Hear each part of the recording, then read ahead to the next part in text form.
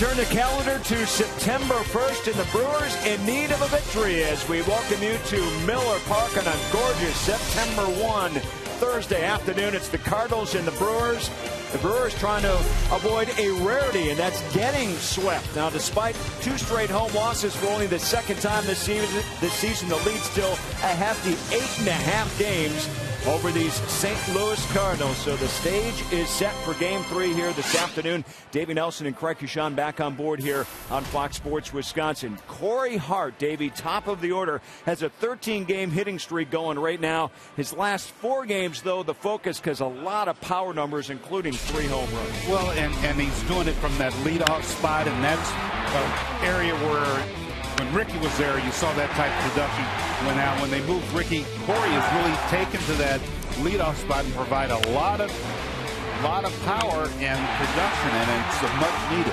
And when he gets on base, he has scored thanks to setting the stage for Braun and Fielder as well. Well, that's right, and that's part of what you have to do as that leadoff man. And, you know, there's such a nice little combination with Corey Hart, Nigel Morgan, and then Bronny and Prince.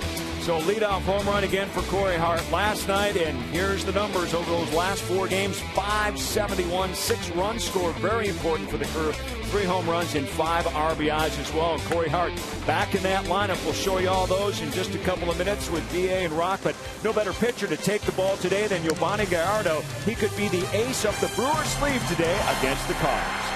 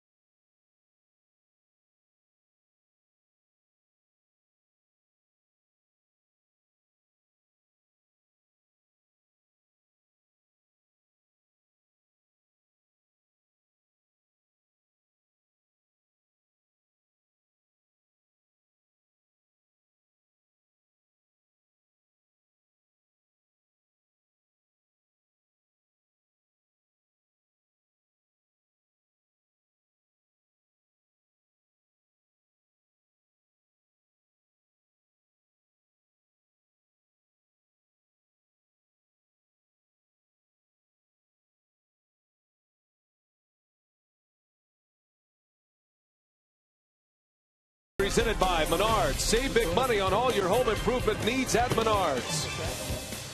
By Triple Hops Brewed Miller Lite. Taste greatness. By AT&T. And brought to you by Toyota, proud sponsor of the Milwaukee Brewers and the Toyota territory at Miller Park. Last day of the homestand. The Brewers are headed on the road tonight. They start a series in Houston tomorrow. They have lost back-to-back games, but they turn it over to their best winner, Giovanni Gallardo, at 15-8. He'll match up against Brandon Dixon, who is making his first ever major league start here today at Miller Park.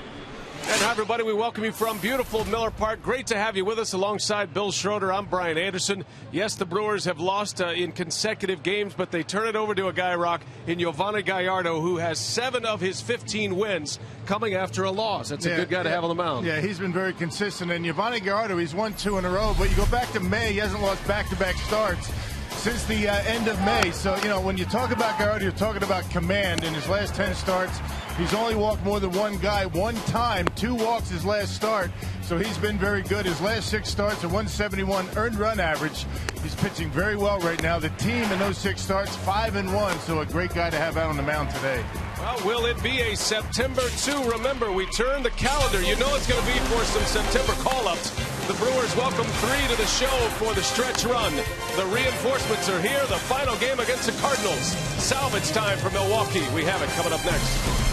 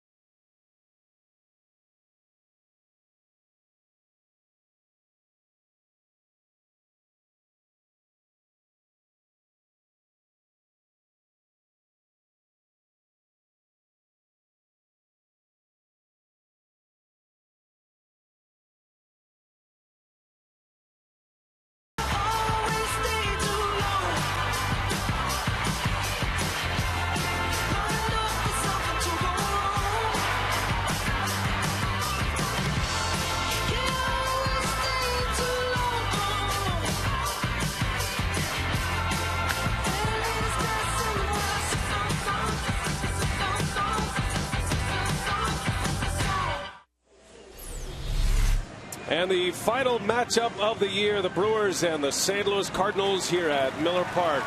Just 3 remaining against the Cardinals for Milwaukee. That'll be in St. Louis next week. Yovani Gallardo leading his Brewers onto the field this afternoon.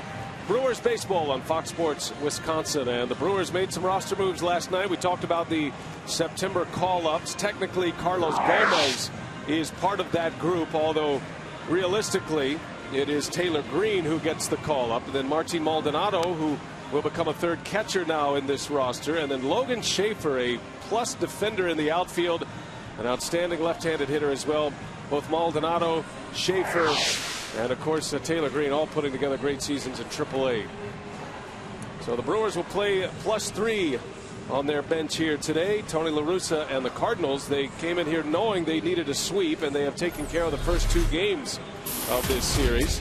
And here is La Russa's Piggly Wiggly batting order. Rafael Furcal leads off, John Jay, then Albert Pujols, Matt Holliday, Lance Berkman, and Skip Schumacher in the middle, with Yadier Molina, Daniel Descalso, and Brandon Dixon making his major league debut as a starting pitcher. There's Yovani Gallardo, and He has always pitched well coming off Brewers losses, and the Brewers will count on him once again today. Yeah, he's won 2 in a row. He had a very good month of August. 3-1, a 2.06 earned run average in 5 starts.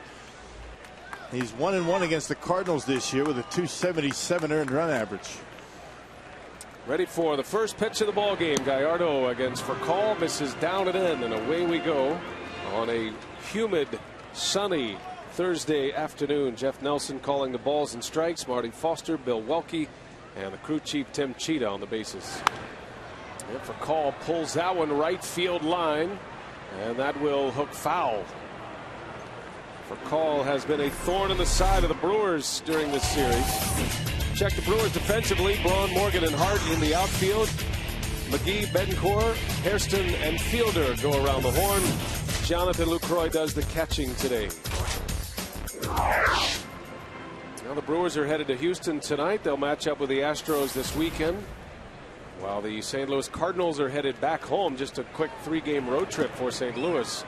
They start a series, a 3-gamer with the Cincinnati Reds beginning tomorrow night. Rafael Furcal was a game changer last night, not just at the plate, but defensively as well. And that one's hit hard to right, and Furcal's going to watch this one go. Rafael Furcal has turned into Albert Pujols in this series. He has 5 home runs this year. 4 of them have come against Milwaukee.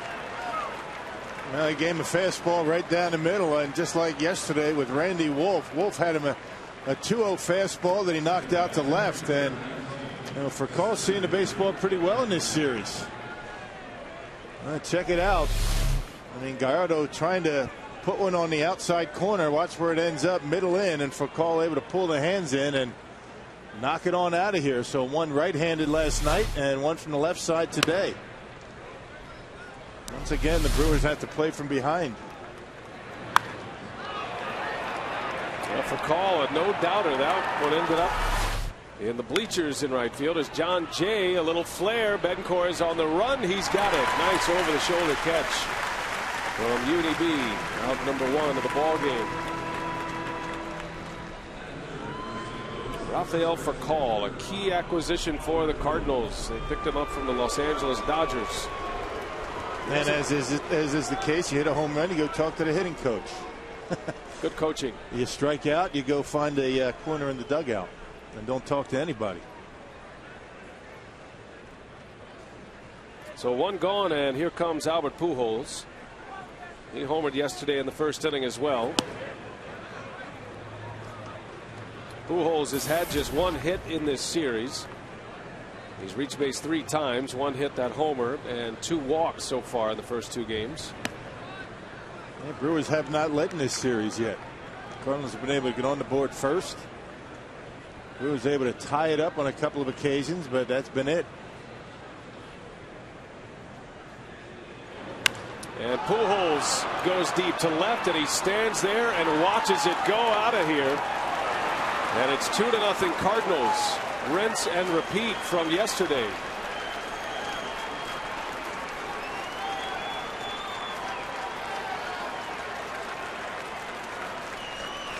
Now, nobody in baseball will stand and watch a home run longer than Albert Pujols, and he did at that time. Of course, if you hit one that far, you have the right to watch it. That fastball down and in. Albert gives it a look, and that ball is off the nice stadium club. A bomb for Albert Pujols, and as you mentioned, the start today identical to last night. 2-0 Cardinals. And now Matt Holliday, and he takes a big rip at Gallardo. Well, St. Louis has found something here in Milwaukee. They were puttering along for most of the second half, but now the Cardinals have won 5 of their last 6 ball games, including the first 2 in this series. And now out to a terrific start today with 2 runs on the board, just exactly what they wanted to do in front of this big crowd at Miller Park.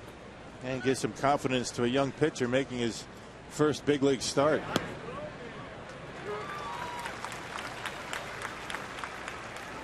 Yesterday the Cardinals winning 8-3 It was Jake Westbrook beating Randy Wolf. Both pitchers went 5 innings. Westbrook not only picked up the win, but he hit a grand slam yesterday.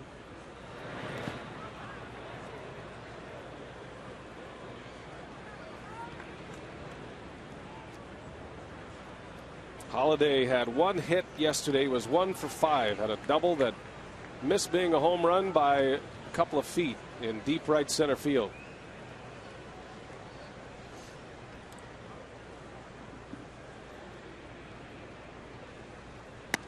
There's a strike called. Holiday takes a fastball on the inside corner, and Gallardo has his first strikeout. Yeah, we talked on the air about the command for Gallardo when we came on the air initially, and when he's on the corners with that fastball, low 90s, he'll get it up there at about 95 from time to time, but his location has been very good with the fastball early in games, not so much here in the first inning. That last fastball to Holiday catching the inside corner, good pitch. And that'll bring up Lance Berkman now at 2 in, and nobody on. Gallardo with a fastball in there for a strike.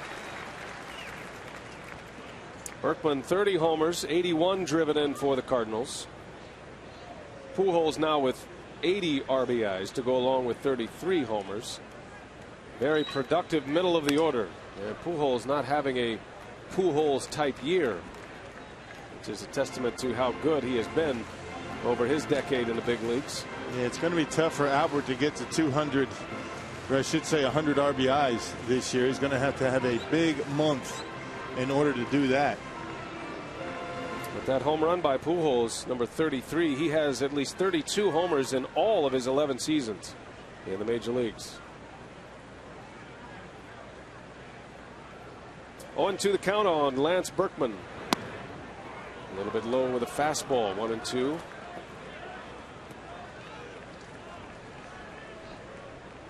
Berkman a much bigger threat from the left side than he is the right. And the Cardinals RBI leader coming into play today. Little half swing, he goes, says Jeff Nelson. And Gallardo picks up a couple of strikeouts to end the inning. But the Cardinals strike with 2 homers. A solo shot by Furcal and a solo shot by Pujols.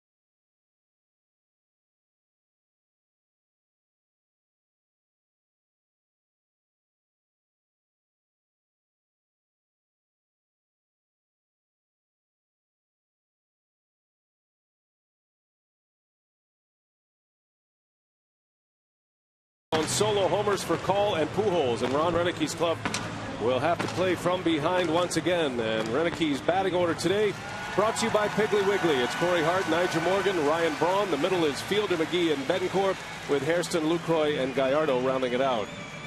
And a guy making his first start in the big leagues, Brandon Dixon, called up from AAA Memphis. Good numbers down there. He's done about all he can do in AAA rock, and he gets a chance to start in the big leagues here this afternoon. Yeah, signed as a free agent in 06. Wasn't even drafted. He's a big guy, 6'5", 190 pounds. Doesn't throw all that hard. The Brewers minor leagues have seen him in Nashville, and most recently pitched against Nashville on Sunday and got hit around pretty good. Corey Hart, a bouncer over to short for Call. Winds it up, throws him out for out number 1. Defensively for the Cardinals behind Brandon Dixon. Got an outfield of Matt Holliday, John Jay, and Lance Berkman. Descalso for Call, Schumacher, and Pujols around the horn. And Yadier Molina does the catching, and he'll try to navigate Brandon Dixon through his first major league start. Dixon did make 2 relief appearances for the Cardinals earlier this year, and you see Logan Schaefer just arriving from Nashville, and Taylor Green, who has been here for the homestand. I would imagine those 2 guys were given an extensive scouting report, not just to Dale Swain, but guys probably going over to their locker wondering about this guy, what he throws. Nyjer Morgan down at a count 0-2. Nyjer hitting .307 to start play today. He was 0 for 4 last night. Scored a run. .307 average with 3 homers, 32 driven in.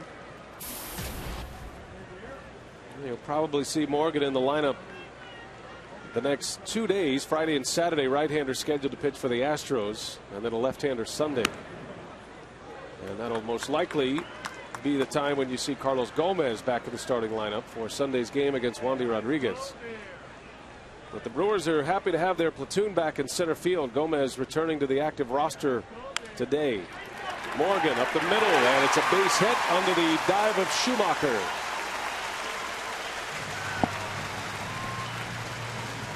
So a base runner for Braun with 1 away, and Ryan, after his much watched, much talked about trip around the bases last night, appears to be all right. No significant injuries to speak of except in his pride. But he was trying to stretch it into his first ever inside the park home run, and he got clipped up. He said he got off stride. The base threw him off his stride, and down he went, and it ended up being a triple and an RBI for Ryan Braun. And just glad that Ryan didn't hurt himself. I think everybody was holding their breath when he hit the ground. He finally got up, a smile on his face, and he knew right away he was going to be all right. Now the Brewers were poking a little fun at Ryan Braun earlier today, which was actually very encouraging to show up to the ballpark and see what his teammates thought of his jaunt between third and home. Shows you a loose ball club. Some extensive work being done down the third base line before the game. They took a lot of time. Yes, they did. To remember the moment between third and home last night for Ryan Braun. We'll show it to you. So when you show up to the ballpark today, you see this activity going on. Apparently that is the speed bump that got him. Sean Markham, Marcus Hanel all involved. And this was the finished product. That's pretty good work with tape. The chalk line with tape. The area of concern, the restricted area. Got a good laugh.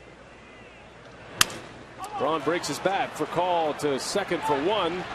Schumacher finishes it off, and a double play. To the second we go, 2-0 St. Louis.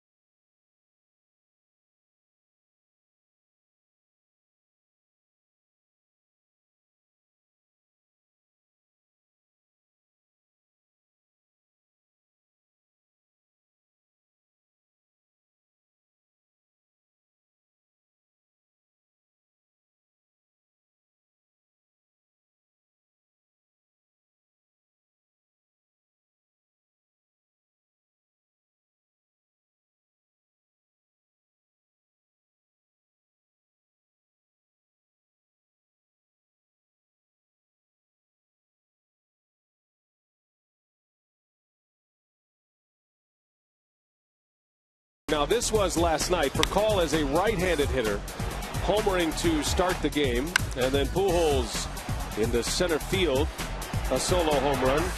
That's how the game began last night. The game begins today like this for Call from the left side going deep. His 5th home run of the year, and Pujols bangs out number 33. I think the Brewers need to reevaluate the way they're pitching for Call, because he's getting some pretty good pitches to hit. Gallardo back on the mound. Skip Schumacher leads off. Of course, fastballs down the middle are going to be always hit in the major leagues, and those are the pitches that he was able to hit out of the ballpark last couple days.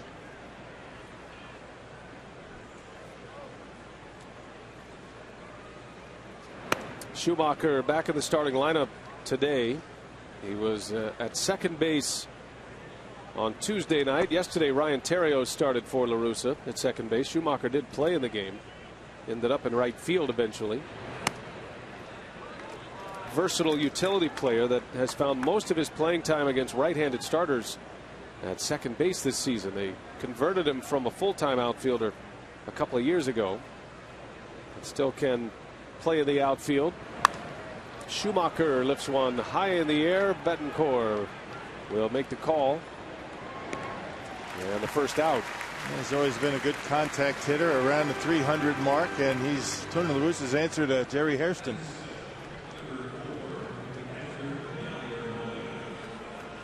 Well, the Cardinals only expanded their roster by one player, Brandon Dixon, the only player that was promoted to the major leagues. The thought is, and the same for Milwaukee, the minor league season ends on the 5th of September. And when that minor league season ends, you might see another wave of September call-ups. And it's certainly the case for the Cardinals. The Brewers have a couple more players in mind they'd like to bring up as well, but the players that are here are the specialty type players that Ron Roenicke can and will most certainly use. A defensive specialist in Logan Schaefer, whom Roenicke calls his second best defensive outfielder in the entire organization. Only Carlos Gomez, a better defensive outfielder. And then you've got a third catcher in Martin Maldonado. And plus you have a pinch runner in Logan Schaefer as well. I mean, that can be used as you get down into September. You can pinch run for your catcher because you have the third catcher on the bench. And why not? If you can expand the roster, bring them up as long as you're going to use them. And I think Ron Roenicke will use both of those guys. Yadier Molina with one away. He's had a nice series here against the Brew Crew. He is 4 for 8. And over his last 3 games, going back to the final game for the Cardinals at Busch Stadium, 6 for his last 12. That was against the Pirates. Cardinals have now won 3 straight. As Molina lifts one in the air to right, Corey Hart is under it. Out number 2. Yeah, go to Valvoline Instant Oil Change, home of the Instant 4-pack. Buy 2 Terrace Reserve tickets and get 2 free. Offer good for select games with your Instant 4-pack coupon, only from Valvoline Instant Oil Change. Still got some folks filing in here. It's a warm day in Milwaukee and an unusual start time today. A 3:10 first pitch. A lot of great sporting events in the state of Wisconsin here today. The Packers will be playing an exhibition NFL game. You got the Badgers opening up their season, Badger football, against UNLV just up the road. And Gallardo retires Descalso and a good bounce back inning, 3 up and 3 down.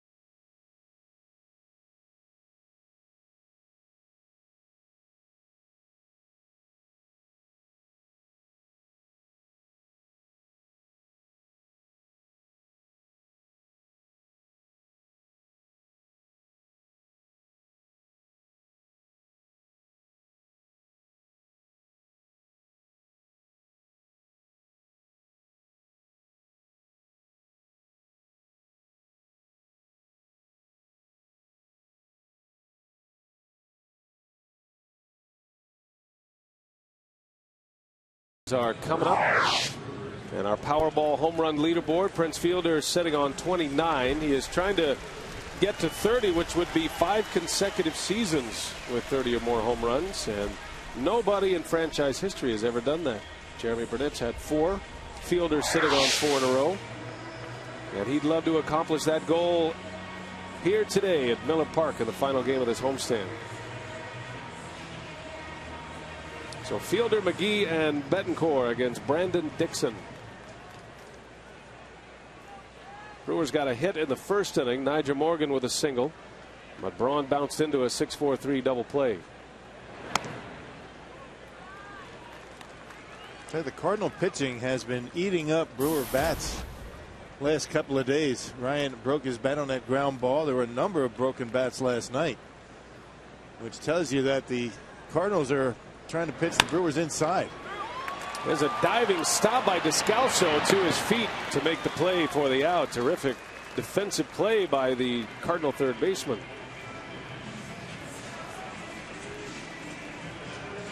Yeah, the shift was on for Prince, and that's normally a ball that's going to be ticketed into the hole. You can see where he is playing right in that hole, and one step and a hop, and he's able to eat it up and throw him out. It's been that kind of homestand for Prince.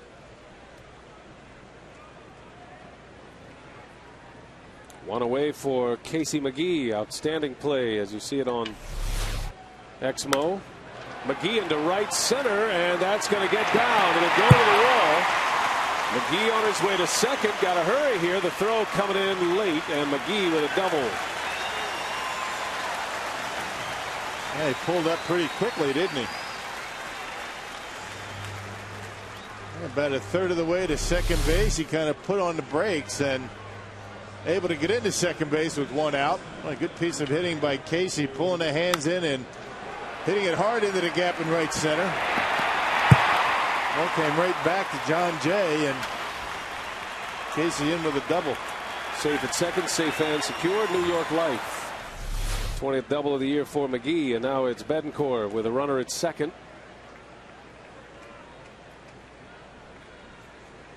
Well, Uni had a good night last night.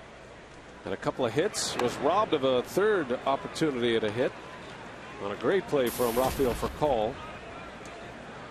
I think he's looking for maybe an opportunity to give Betancourt a day off, but he's not going to do it today after a good day at the plate. That's the last time you want to sit a guy. Now Betancourt had a triple yesterday in the 4th inning. His 3rd triple of the year. It snapped an 0 for 23 run at the plate, and then backed it up with another hit his next time up. And if not for the range of Rafael Furcal, would have had 3 consecutive hits last night as Furcal picked him apart in the 9th inning last night. A bouncer, Descalso in fair territory. Long throw in time. McGee will advance. The second out. Casey advances on the throw. 2 outs, a runner at third. Descalso has made a couple of good plays in this frame.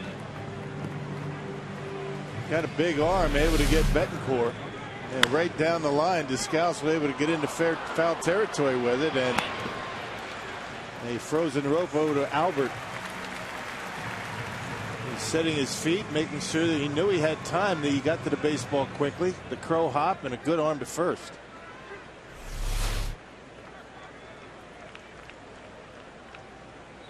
Say Dixon's a lot like Westbrook in that he gets a lot of ground ball outs. Every out has been on the ground. Here's Jerry Hairston. Hairston getting most of the work at second base these days. Earned that spot. The Brewers designated Felipe Lopez for assignment. Doesn't look like Ricky Weeks is going to be returning to the active roster for at least a couple of weeks as Hairston pops it up. Back is for call. Holiday coming in, and Holiday makes a catch for the out. The inning is over, and the Brewers let a 1-out double go by.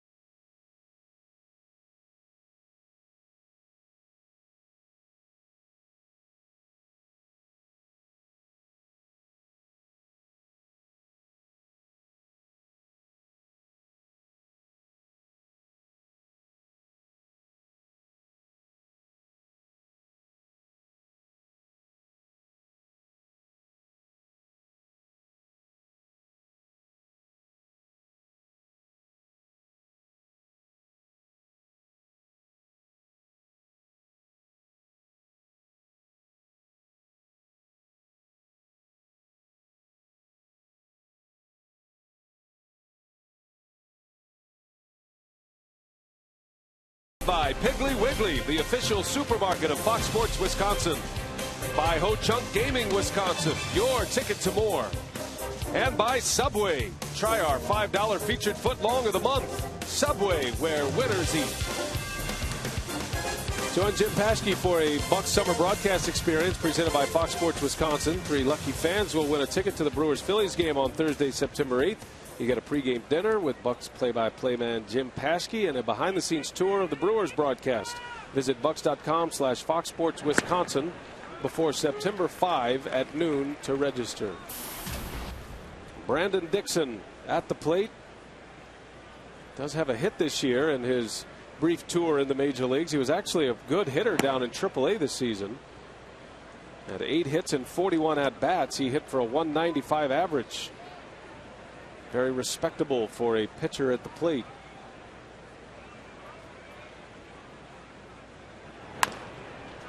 Over the mound, Betancourt coming in, throws on the run, throws it into the dugout. And Dixon will head to second base. Pitchers doing damage once again. Westbrook with a grand slam. Now Dixon, he's at second base with nobody out for the top of the order. A little hopper over Yo's head and a good throw, and he gets him at first base.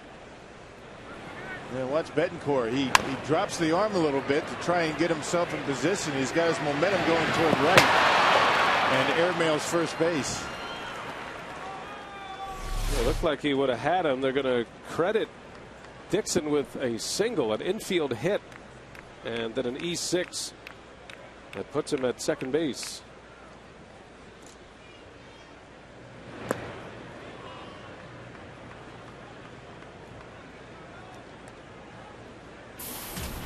And then back to the top of the order now with Furcal. Feels like the middle of the summer here today on September 1st. A little heat wave has come across the Midwest. Perfect weather for baseball today. This is perfect. Not a whole lot of humidity, and you got some nice warm air out there. Ball carries pretty well. Good day to be sitting out in the sun here at Miller Park. Stealing some rays before the big chill comes. And it's a coming. You know that.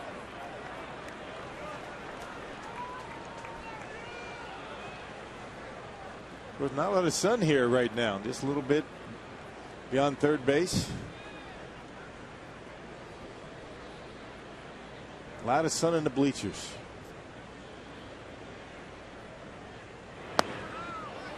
Furcal walks on 4 straight. 2 on with nobody out here in the 3rd inning.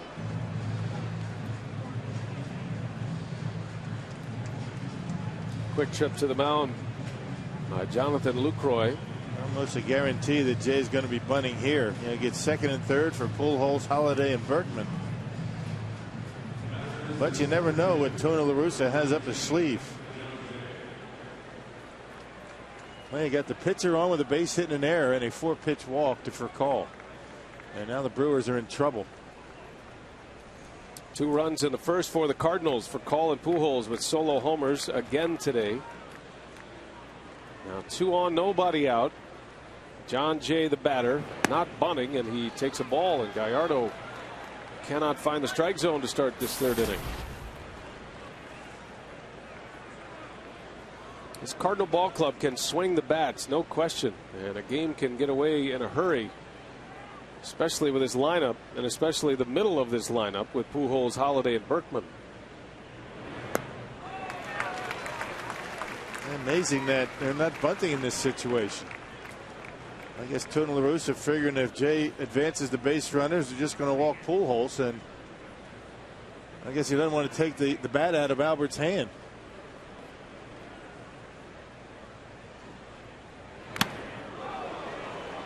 Right off the helmet of Lucroy, a foul ball to go to 1 and 2 on Jay. That had to smart a little. And that's why you wear the helmet.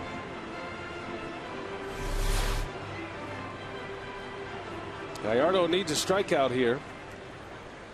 Jay's been a good hitter. John Jay's success at the plate, the reason the Cardinals were willing to part with Colby Rasmus, and trading away Rasmus allowed the Cardinals to pick up some pitching help. Jay back up the middle. Hairston lays out. He's got it. Can't get it out of his glove, but he does save a run. But now the bases are loaded for Albert Pujols.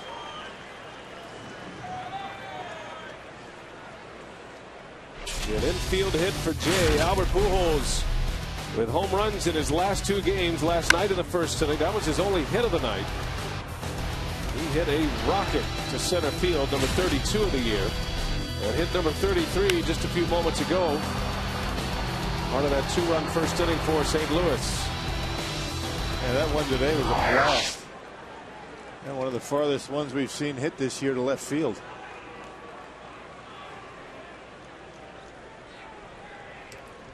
Well, you never want to put too much emphasis on an early at bat, but here in the Cardinal 3rd inning, this is a key at bat in this game. Bases loaded and Pujols at the plate.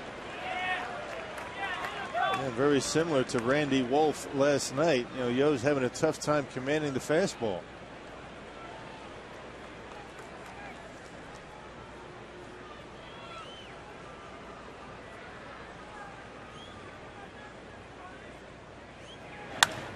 That one's hit well to right. Back is Corey Hart running out of room, and that one is gone.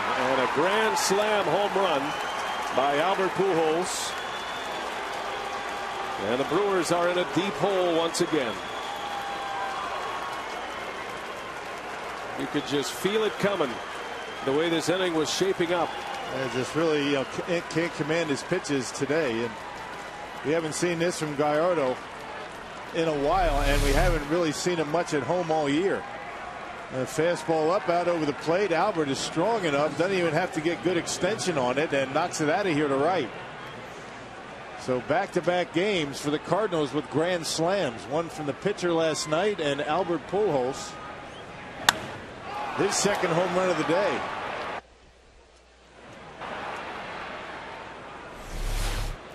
Here's Matt Holliday. 6-0 St. Louis.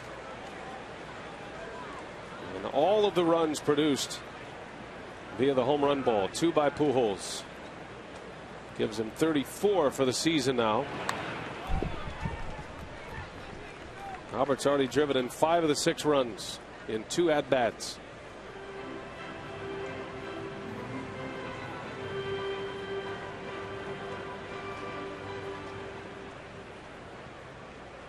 Pujols with his 12th career grand slam.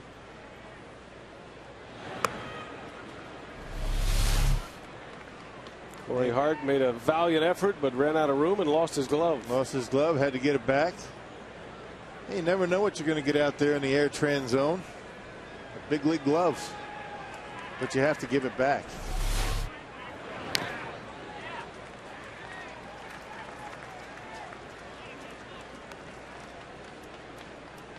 You can hear a pin drop in this ballpark right now. Well, you got to give the Cardinals a lot of credit. The series began with St. Louis trailing the Brewers by 10.5 games. Tuesday night was a thriller, a 2-1 final. The Cardinals, despite going 0 for 10 from their big 3, Holliday, Berkman, and Pujols, were able to squeeze out a 2-1 victory Tuesday night. Lopsided affair last night, 8-3, and now the Cardinals up 6-0 as we play in the 3rd inning. Gallardo strikes out Matt Holliday.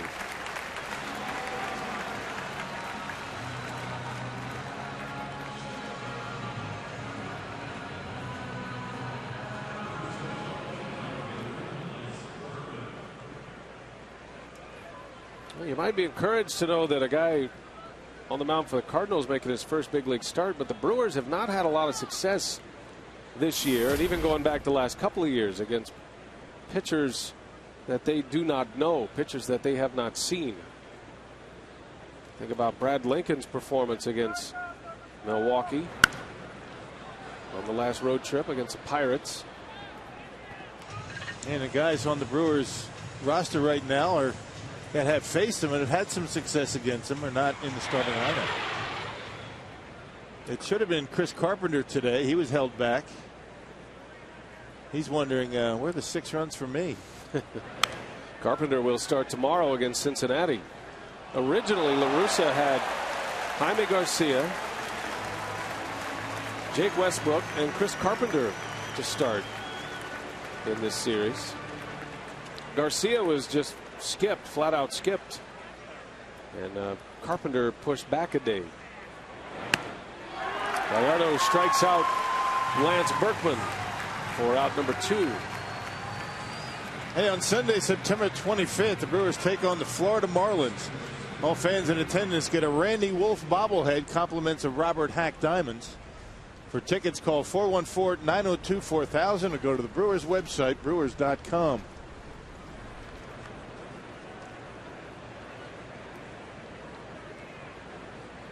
There's Randy Wolf, got a brand new hat. Gave his hat away yesterday on his way out.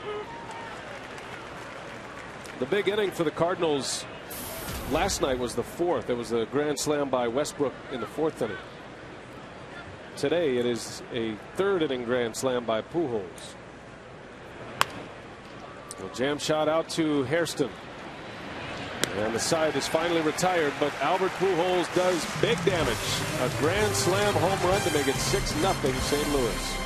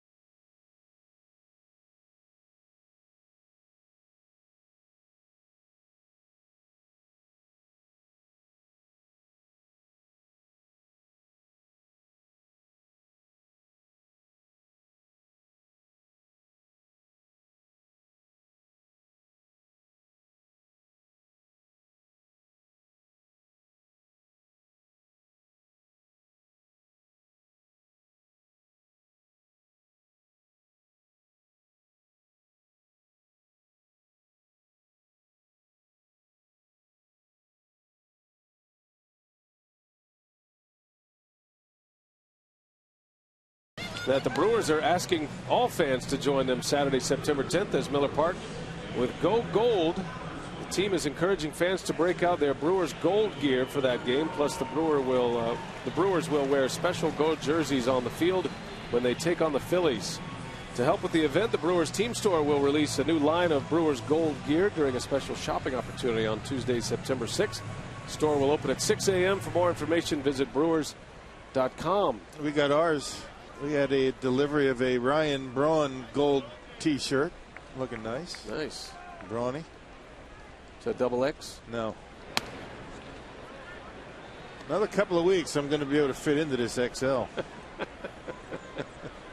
Couple of real good walking towns we're going to, you know. You do a lot of sweating in Houston. Yeah. St. Louis. Walk to Mississippi. Well, we'll see if the Brewers can start to chip away at that 6-run deficit. It's an ugly scoreboard for Milwaukee right now. Brandon Dixon has gone through the first 2 innings scoreless. He's given up 2 hits. Lucroy into left field. That is way back, and there it goes. Jonathan Lucroy with a home run. That's a good start. Number 10 of the year for Lucroy. Now falling behind 2-0, Dixon has to come in with a fastball, and And Jonathan Lucroy, who put on an impressive display in optional batting practice today, and brings it to the game. And Dixon knew it right away. You know, pitchers know when they can hear the contact. The reaction of Dixon just puts his head down, spins around, and looks for a new baseball. And Jonathan puts a charge into that one. And now Gallardo into left field, a base hit. So the Brewer pitcher getting into the act, taking out a little frustration on Brandon Dixon. So Lucroy batting 8th goes deep, and now Gallardo is aboard for the top of the order.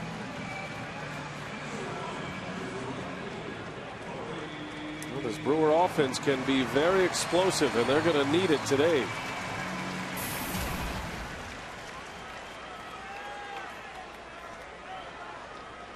Corey Hart sitting on a 13-game hitting streak. He homered in the first inning last night. Now 22 home runs for the year.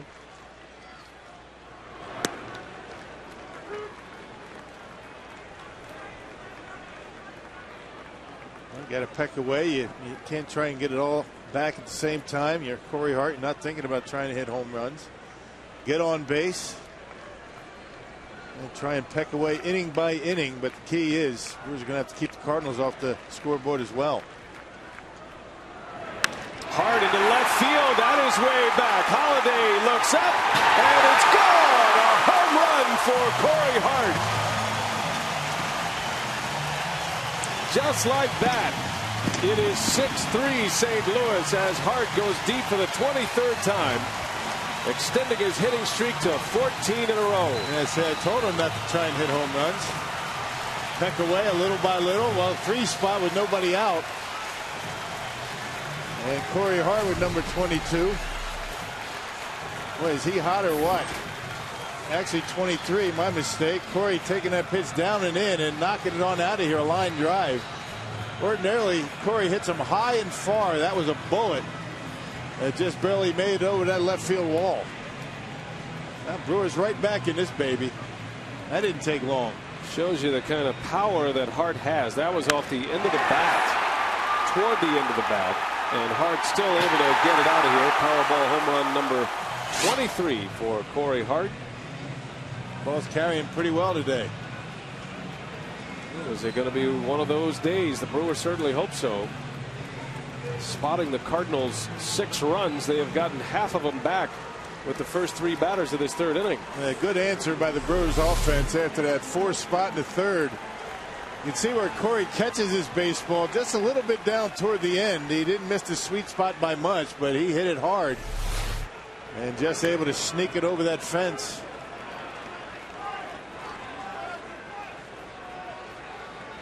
Nigel Morgan, who singled his last time up.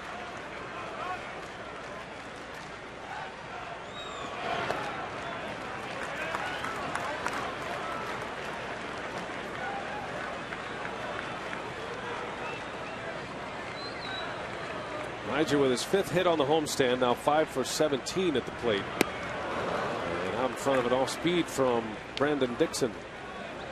Mitchell Boggs loosening in the bullpen. Tony La Russa will waste no time with Brandon Dixon. The Nashville Sounds, the AAA affiliate of the Brewers, roughed him up his last time out.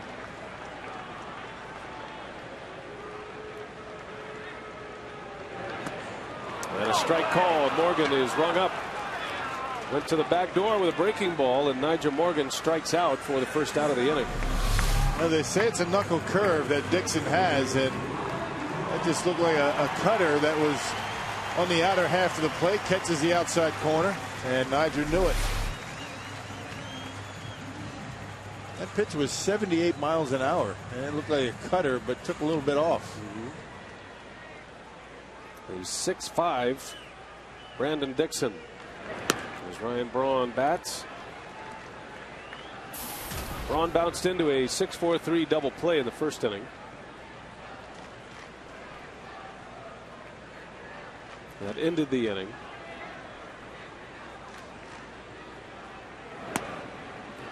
Jose Reyes of the Mets had 2 hits last night. He was 2 for 4, and Reyes hitting .336 to start play today. Braun now at .332. Reyes leading the National League in batting average. Braun second.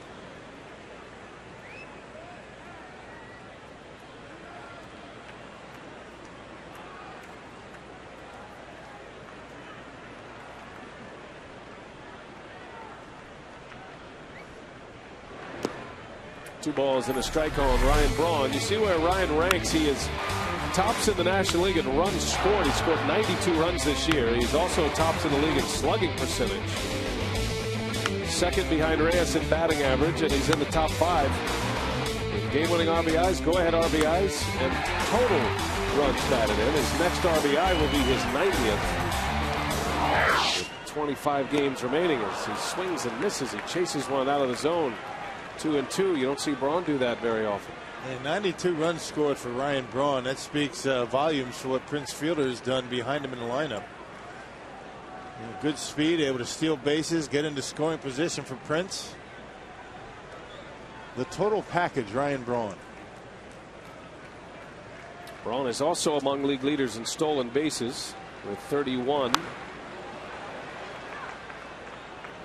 Currently 6th in the league. Power, speed, currently 3rd in the league in doubles. He is only one off the National League lead in doubles. Justin Upton has 36. Braun and Tulowitzki with 35, so tied for 2nd in doubles. I beg your pardon. Put them all together, and he's putting together an MVP type season.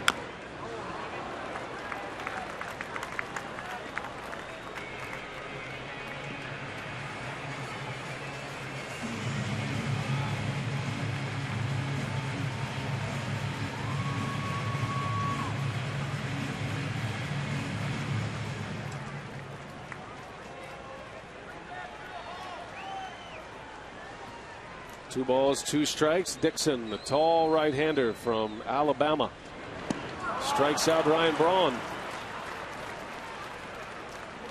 Out number 2, back-to-back strikeouts for Brandon Dixon. And that's that cut fastball that Ryan has having a tough time picking up, apparently. Out of the strike zone. Good, quick, sharp break to it. That's actually the spike right there. See the way he digs that index finger, the fingernail into the laces. It's a good pitch. Now Fielder with 2 away. Big cut and a miss. One of Dixon's teammates, Adam Wainwright, who is thought of as having one of the best curveballs in the major leagues. Wainwright is injured. He's on the comeback trail after Tommy John surgery.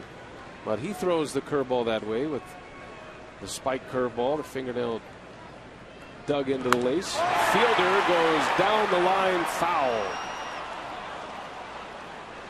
Plenty of length just out in front of it. Adam Wainwright threw a bullpen session here a couple of days ago and is on the comeback trail. Tommy John ligament replacement surgery in his elbow. He should be back by opening day 2012 for the Cardinals. Fielder strikes out. Molina will have to secure it at first, and he does so. So after the Brewers get a quick 3, Dixon strikes out the side. But Jonathan Lucroy and Corey Hart make it a ball game again from 6-0 to 6-3. We go to the 4th.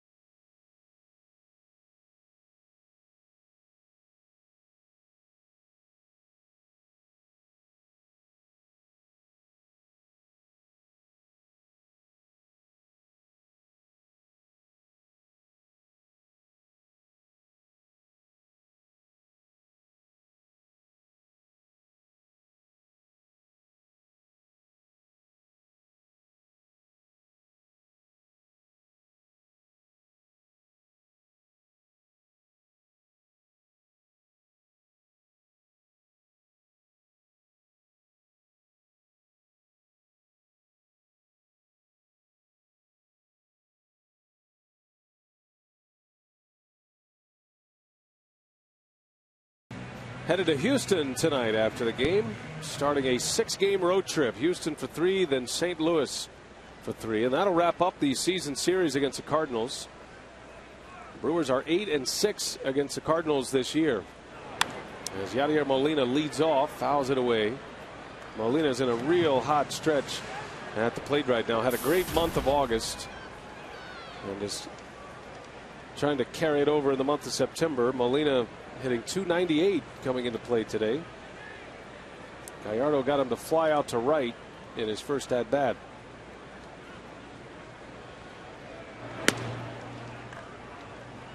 Well, now the emphasis for Gallardo to shut the Cardinals down. Brewers look like they got their bats going a little bit already. 3 runs on 5 hits. Got to keep the Cardinals at 6. Yeah, a lot of runs to make up. Pretty good turnaround for Dixon in that inning, huh? I mean, bottom of the order, able to do some damage. The Corey Hart home run, and then he struck out 3 in a row to end the inning. Didn't seem to be too phased by those home runs. Came back and did pretty well.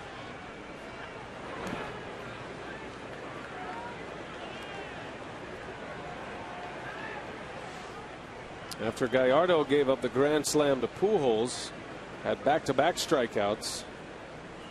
Gallardo has 4 strikeouts in this game. Holiday and Berkman 2 apiece. 2-2 to Molina. In the air, foul out of play. And Molina, one of the toughest guys in baseball to strike out, and because he's always thinking right field, he stays on the ball very well. You can pitch him in, but if you miss out over the plate a little bit, he still has enough to be able to inside out that baseball up the middle. Well, he pulls the ball really when he has the count in his favor. That one's hit hard. Drives it into the gap. Over to cut it off. Nyjer Morgan gets away from him, and Molina into second base with a double. Exactly what I was just talking about. I mean, Molina, they tried to come inside on him, left it out over the plate, and he's so good at staying inside the baseball that he's able to get the barrel of the bat on it and rip it into left center. 25th double for Molina, and he's hit them all pretty hard because he doesn't run well at all. Check out the pitch. Bit of a mistake, but able to inside out that baseball and drive it into center field. Morgan trying to cut it off. If he comes up with it, he'll likely hold Molina to a single, but tough chance for Nyjer, who was shading Molina into right center field. He had a long way to go for that ball.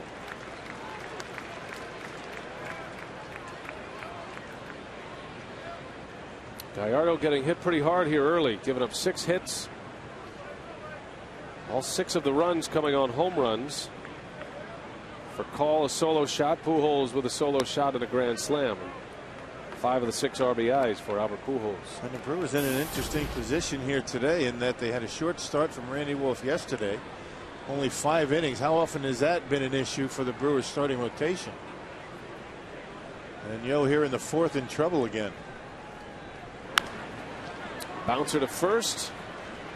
Descalso will deliver Molina to third base. The first out, and we check in with Telly Hughes. Well, BA, we take a look at our Dodge Ram game reset, and it was the Redbirds hitting the repeat button to yesterday's game as Rafael Furcal led off the game with another home run, and then Albert Pujols would follow suit, making a 2-0 Redbirds lead. But the big blow will come in the top of the 3rd. Bases loaded. Albert Pujols hits his 2nd home run of the game, making it a 6-0 Cardinals lead. But Corey Hart would cut that lead in half with a 2-run home run to make it a 6-3 ball game, following a Jonathan Lucroy home run and a 6-3 here in the top of the 4th. A lot of offense early. And now Gallardo in trouble again with a runner at 3rd and 1 out. He does have the pitcher coming up, Dixon, who started the mess in the 3rd. He reached on an infield hit.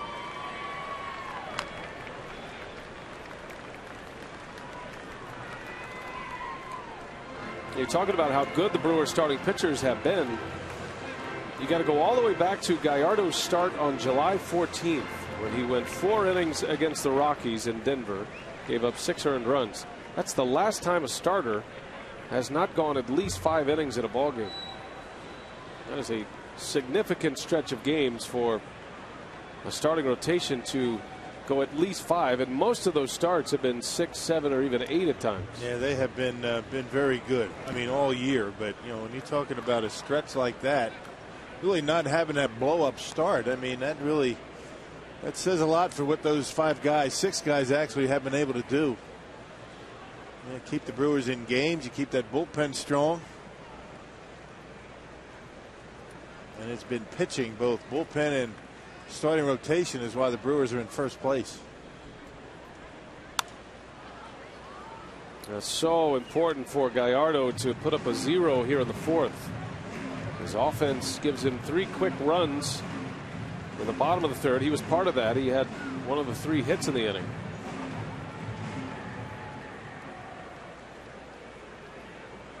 Always a lot of talk about momentum in the game of baseball. It doesn't apply. Momentum, as the old cliche goes, is dependent upon your starting pitcher. Yep. And that's pretty much it begins and ends. It begins and ends with your starter. The starter sets the tone for the game. And it really doesn't go from one day to the next. And that's why starting pitchers make the big bucks, because they are so important to a ball game.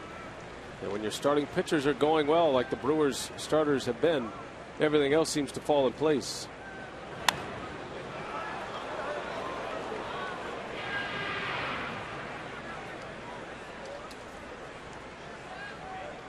You see Reggie Miller back at the ballpark today. If the Brewers don't win a ball game here in front of Reggie Miller, he might not be asked back. I think Mark's going to send him out of here. Just kidding, Reggie. Just kidding. Always great to have you. 2-2 the count on the pitcher at the plate, Brandon Dixon. He's hanging in there, isn't he? He's got an idea at the plate. Yep. His minor league numbers show it. Actually drove in a couple of runs at AAA Memphis.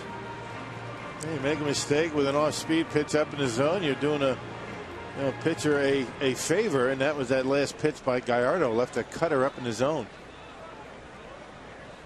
Stay hard on his hands, you're going to have some success. Let's see where they go here. Back in there, and there's a fastball strike. So that's a big out for Gallardo. He picks up his 5th strikeout, and now 2 gone with a runner at 3rd, and the infield can loosen up a little bit. AT&T trivia today: who are the 2 Canadian-born pitchers to save at least 40 games in a season? That's a good question. 2 Canadian-born pitchers to save 40. I got a good handle on one of them. I know them both. Both of them passed through Milwaukee at one point. Is that too much? I think he takes a strike. He just gave it away. It's okay though. At least it's not me giving it away. It's usually my job.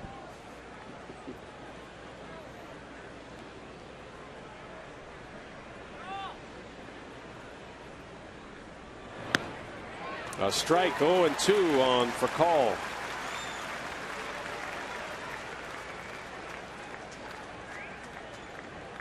For call with a home run and a walk. He has scored twice. Walked on 4 straight pitches in the 3rd inning. 2 outs, runner at 3rd. Gallardo trying to pitch around a leadoff double. Fastball just missed. Not by much. 1-2 to count.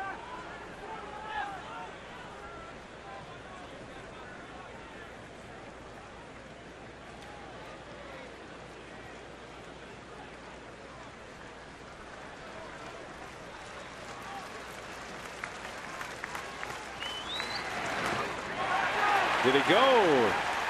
Yes, he did. And for call, tagged out Lucroy. A great job to block that pitch. A strikeout on for call. Gallardo gets out of it.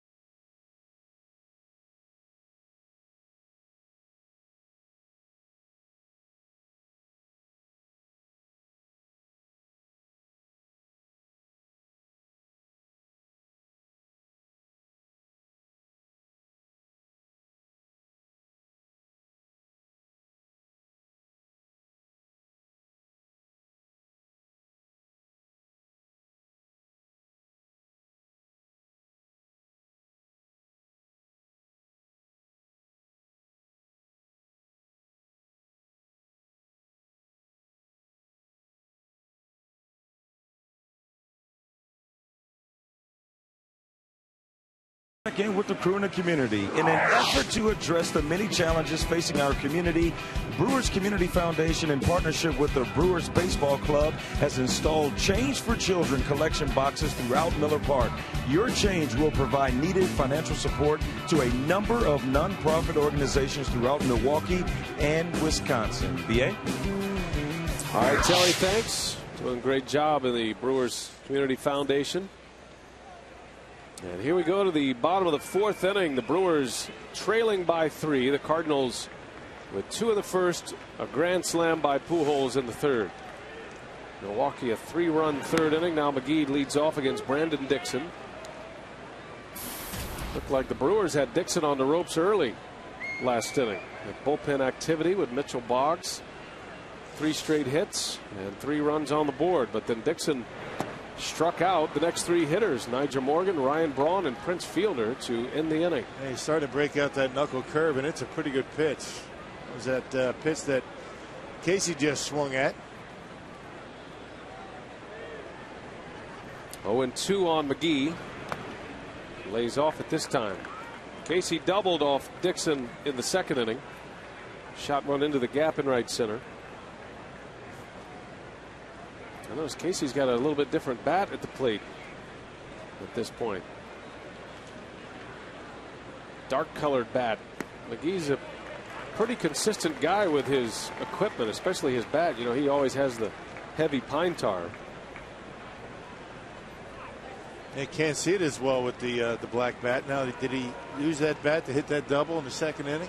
Oh, I'm trying to remember. I can't imagine he would switch bats after a double. Might have to go to the videotape.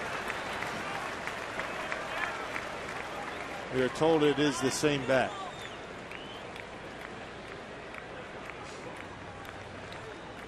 So let's see if it's got another hit in it.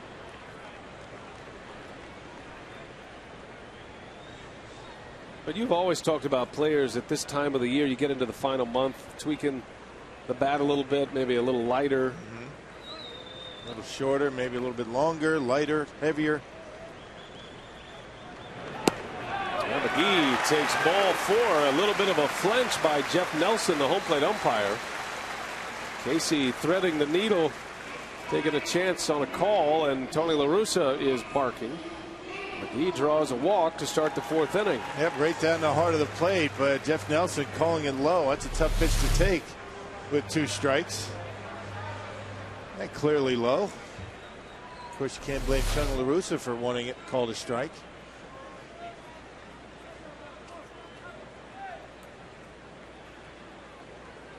Betancourt now with a runner at first. And it goes down the line. That's going to hook foul. But a first pitch breaking ball, and Betancourt pulls it foul. You know, the hangers are, you know, first pitch breaking balls that are good curve balls, good sliders. You swing at those. Those have you scratching your head. But the hangers, that's a little bit different. You see those pretty well, and Betancourt just couldn't wait back. Rooney grounded out his last time up. Pretty good play over there at third on Betancourt in the second on a big chopper. The play was more of the throw than the ground ball itself. That was a play by Descalso. Made 2 nice plays in that second inning. And La Russa not messing around too much in this game. Activity once again down in that pen. The leash very short for young Dixon today.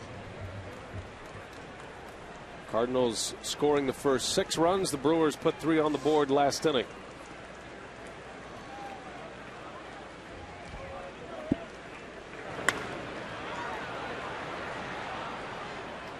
You mentioned that Dixon pitched on Sunday against Nashville. Only 50 pitches. He didn't last very long, so he's actually pitching on 3 days rest. Could have something to do with that activity in that bullpen.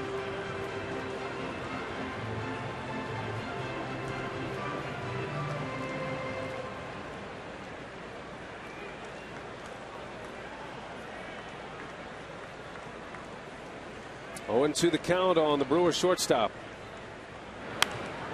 And he pops it up, foul territory. Descalso for out number 1.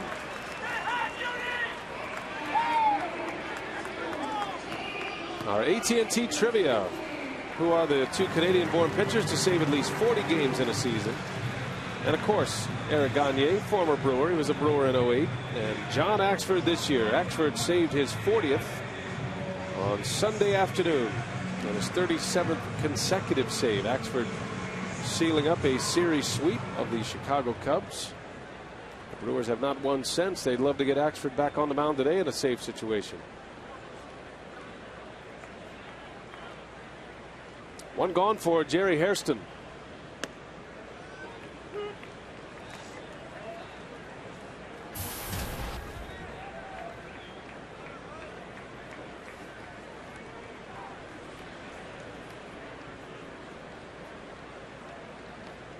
Hairston, as a Brewer, hitting over 300. Came in batting .307 as a Brewer in 25 games.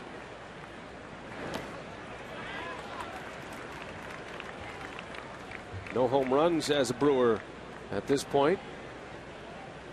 Hit 4 home runs as a member of the Nationals.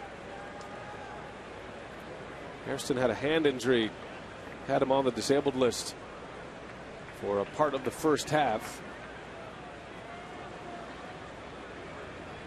Hairston playing in just his 101st game here today.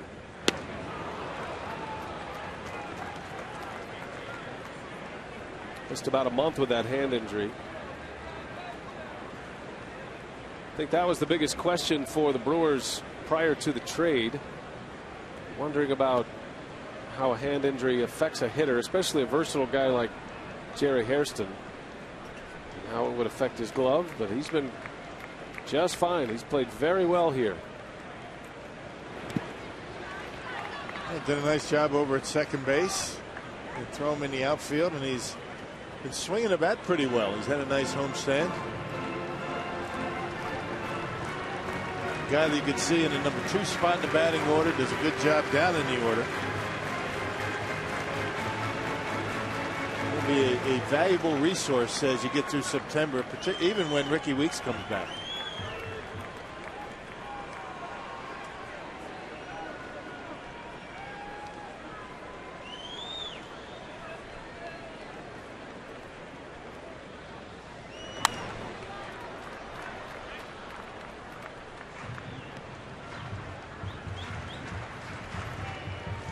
Matter of fact, before today's game, Jerry Hairston, his homestand 9 for 13. That's a pretty good homestand.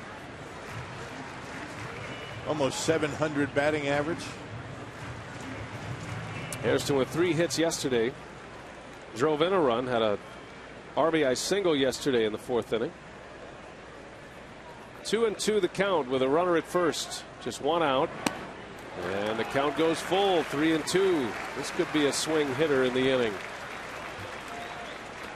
Well, it has that intensity, does it? Even though the Brewers have an 8.5 game lead. They're sitting here in the 4th inning. Tony La Russa has bullpen activity. It has that feel. We have hit the month of September. No question. 3-2. McGee takes off. Hairston, a shot back up the middle, a base hit.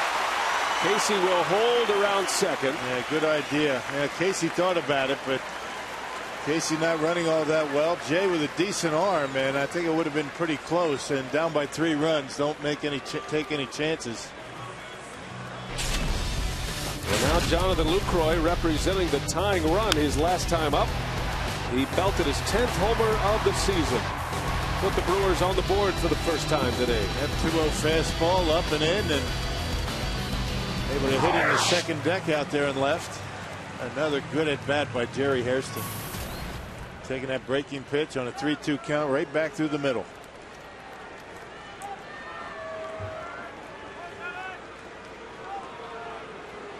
Now Molina being sent out to the mound by the Cardinal bench. Perhaps buying a little time. Interesting that La Russa had Octavio Dotel, a guy he would normally use to get out of a late inning jam. He's got Dotel preparing for an early game jam, perhaps.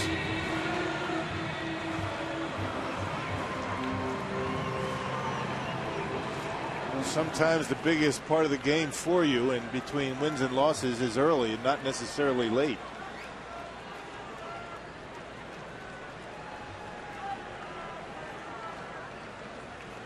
A walk and a hit in this inning. 2 on, 1 away for Lucroy.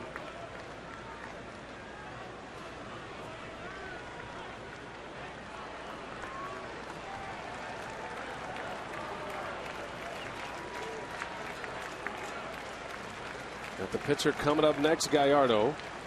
And here comes La Russa, and you could sense that La Russa was trying to buy a little time. Not just with the visit to the mound by Molina, but then the hold on the mound, and that's going to do it.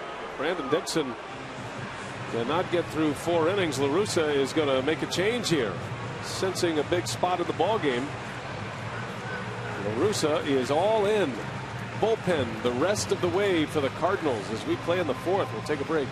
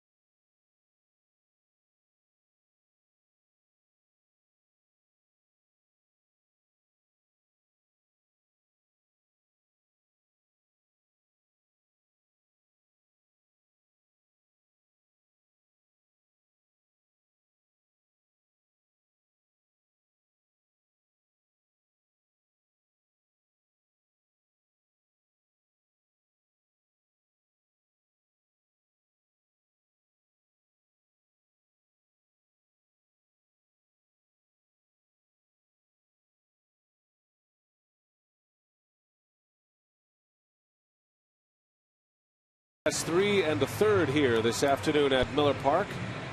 Tony La Russa is going to make a change, and Octavio Dotel, who normally pitches later in ball games, has been a major league closer, actually has a save against the Brewers this year, is pitching in the 4th inning, and you have to wonder the last time Dotel appeared in the 4th inning of a big league ball game. Yeah, it's been a while, I would imagine, but only the 15th appearance for Dotel as a Cardinal, and pretty good numbers. 16 punch-outs in a little over 12 innings of work, has not allowed a home run, and Dotel in his younger days threw in the upper 90s with that electric slider. Doesn't throw very hard anymore, but he still has that slider. That's a pretty good pitch. Well, it was a day that La Russa had Chris Carpenter available on regular rest. The Cardinals had a day off Monday, and he elected to push Carpenter back a day to start tomorrow against the Reds, giving Dixon the chance at his first major league start this afternoon. And you can bet that question will be raised after this game as La Russa pulls the plug on his starter, and it's the Cardinal bullpen for the remainder of this game. So Dotel against Lucroy, tying run at the plate in the bottom of the 4th inning. 2 on, just 1 out. There's a strike. Dotel, one of the pitchers that the Cardinals acquired from the Toronto Blue Jays. Mark Zepchinski, the left-hander, and Edwin Jackson, the 3 pitchers that came from Toronto, although Jackson never pitched for the Blue Jays. He was only a Blue Jay on paper. Jackson was the winner here Tuesday.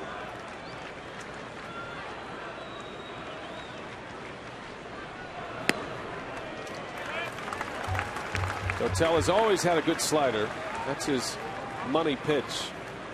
Back in the day when he was at the top of his game earlier in his career as a member of the Astros, he had a fastball that was in the upper 90s. And a very unorthodox delivery, kind of slings it off to the side. That three-quarters delivery making it tough on right-handed batters.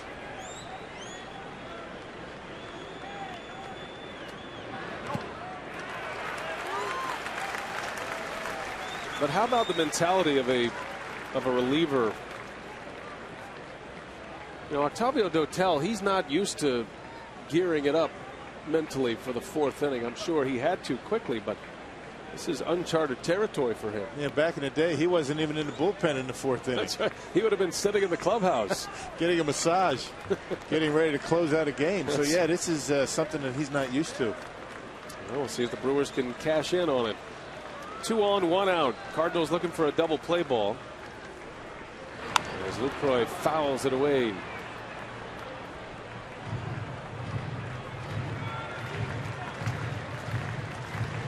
Yeah, it starts like this, and you mentioned Tony La Russa electing not to go with Chris Carpenter and bringing a kid in on short days, on short rest. These are the kind of games that can eat up your bullpen for a while. Maybe 3 or 4 days, you get everybody active. They could affect you for the next series, but I don't think La Russa is worried too much about Cincinnati today. That's what was so interesting about the decision. Carpenter gets an extra day while Brandon Dixon from AAA is pitching on short rest against the team the Cardinals are chasing in the National League Central.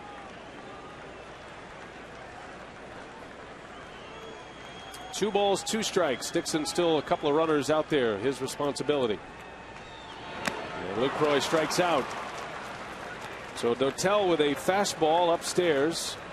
And there is out number 2. And now the pitcher Gallardo coming up. It was all fastballs to Luke in that at bat. And, you know, Dotel throwing 91-92. The best pitch to hit was the first one, which is ordinarily the case. You know, just trying to stay hard on Luke. Not giving him a whole lot to hit. And there was another good pitch to hit, and then he elevates the fastball to get him.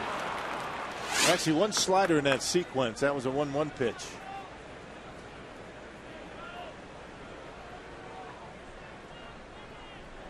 Now Dotel against Giovanni Gallardo. 2 on, 2 out. And Gallardo is swinging a miss.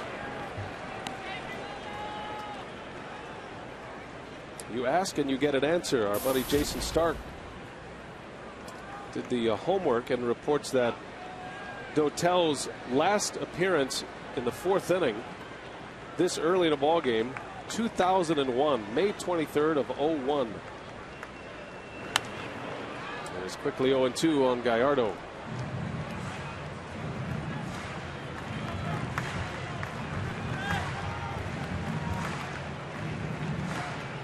.600 major league appearances. That's pretty good work.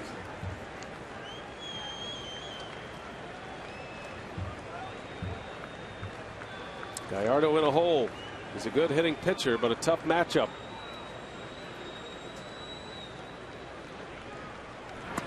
And a swing and a miss. Dotel does the job. He strikes out 2, and the inning is over. The threat thwarted by Tony La Russa and the Cardinals. 6-3, we go to the 5th.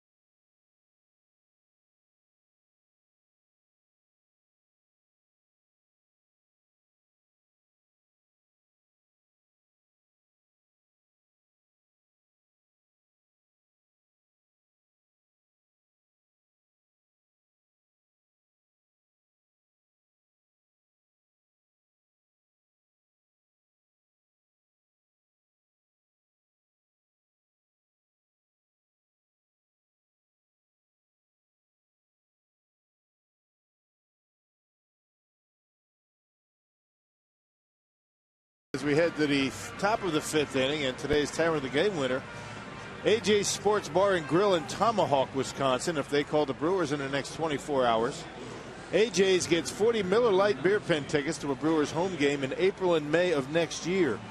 This offer courtesy of the Tavern League of Wisconsin and Miller Lite. That's April or May. You don't get April and May. Well, you can log on to foxsportswisconsin.com for Paul Emmig's coverage of the UNLV Wisconsin opener at Camp Randall. Check it out now, foxsportswisconsin.com. Big day of sports in the state of Wisconsin. The Brewers and the Cardinals this afternoon. You've got UNLV Wisconsin on the gridiron a little bit later today, and the Packers are going to have their final preseason game tonight as well. What to watch? A lot of options. Hopefully Brewers fans will be watching a big comeback. The Brewers down 6-0, scoring 3 runs quickly in the 3rd. It's 6-3 as we move to the 5th now. Octavio Dotel doing a good job getting out of a mess. Back-to-back strikeouts. Kind of surprising that you would use Dotel for your 8 and 9 hitters in the batting order. You know, Dotel, one of those guys you would imagine come out and pitch another inning, but ordinarily maybe 1-2 innings tops. His spot in the lineup not coming up for a while now in the batting order. There's a strike call. John Jay is rung up as Gallardo picks up strikeout number 7. Despite giving up 6 runs, 7 strikeouts now for Giovanni Gallardo. And Albert Pujols has been on a home run binge here lately. Had a home run last night. That was in the 1st inning off Randy Wolf, number 32 of the year for Pujols. And then in his first at bat today, gave the Cardinals a 2-0 lead with number 33 of the season. And then a grand slam in the 3rd inning as he lines one back up the middle, a base hit. Pujols is 3 for 3. And Pujols has had pretty good numbers in his career against Gallardo, including the 2 home runs today. He's got 4 career home runs, and right now 12 for 25 against Yo. And got a fastball right down the middle, very similar to the pitch that he hit out last night. And just out of the reach of Hairston at second. So a base runner with 1 away. Matt Holliday coming up. Gallardo has struck him out twice.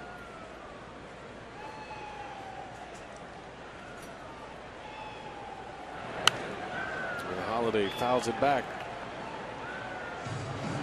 It's always an interesting debate this time of the year when you're talking about September call-ups. The Cardinals brought up just 1 pitcher, and that was today's starter, Brandon Dixon. But you can bet they're going to go to that well in the minor leagues, depending on how many relievers they use in this game today. And you can expand your rosters up to 40 players. So you could have a small army out there in the bullpen. I know Doug Melvin has been very active in trying to adjust the rules of Major League Baseball. I had a talk with Doug earlier today, and he feels like the most fair system, instead of having an unequal number of players on a roster, as Holliday lifts one to right. That is well hit, and that one is gone. Just like that, the Cardinals get 2 back. Matt Holliday with number 20. And this is turning into an afternoon to forget for Giovanni Gallardo. 8-3 St. Louis. Only 4 home runs allowed by Gallardo, and 22 home runs allowed now for Yo, and he gave up only 12 all of last year. That was a bomb to the opposite field. So 2 of the 4 home runs have been opposite field. 1 for Pujols, the grand slam, and now Holliday over the air trans zone out there. That was hit well. Now Matt Holliday, number 20 on the year, RBI 68 and 69.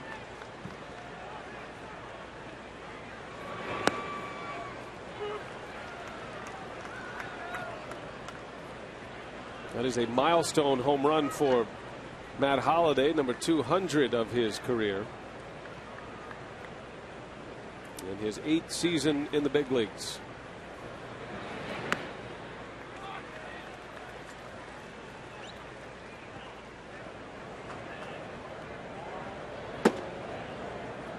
Yeah, Ron Renneke rolling the dice, having Gallardo hitting that last inning with a couple of men on, thinking that he'd like to get Yo through the 5th.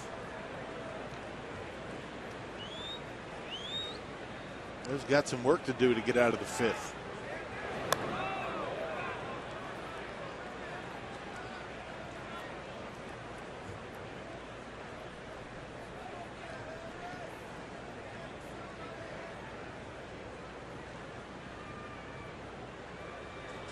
Looks like Yadier Molina, a little chiropractic work in the dugout. Is Albert hurting today? Doesn't seem like it. Oh, if he's hurting, you might want to keep it that way. He's got 3 hits, 5 RBIs. Beware of the weary. They swing and a miss. Berkman strikes out again. Gallardo has struck him out 3 times. And 8 strikeouts for Gallardo, which equals the amount of runs he has allowed.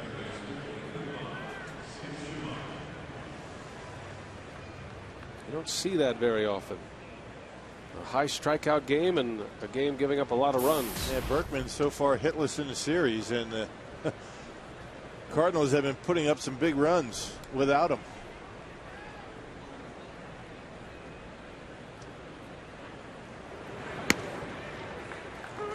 Schumacher takes a strike.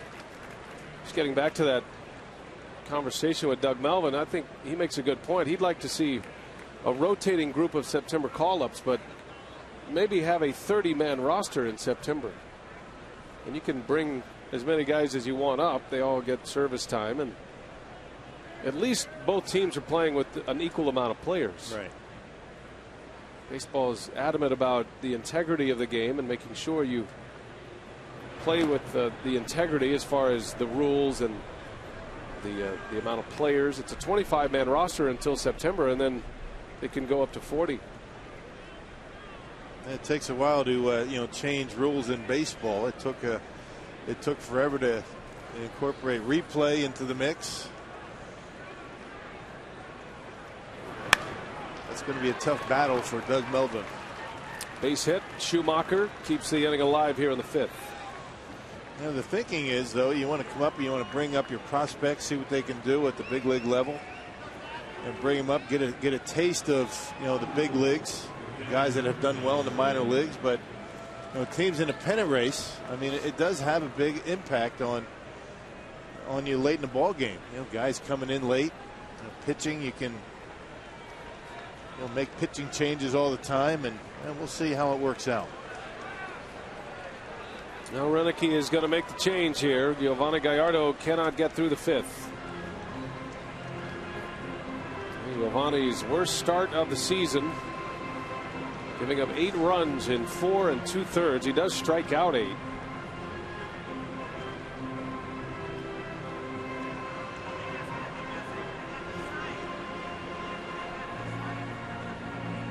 I don't think he's made a call yet to the bullpen.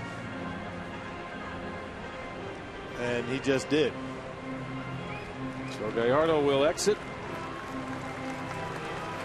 And Renneke will go to the bullpen here in the 5th. It'll be Cameron Lowe. We'll set him up when we come back.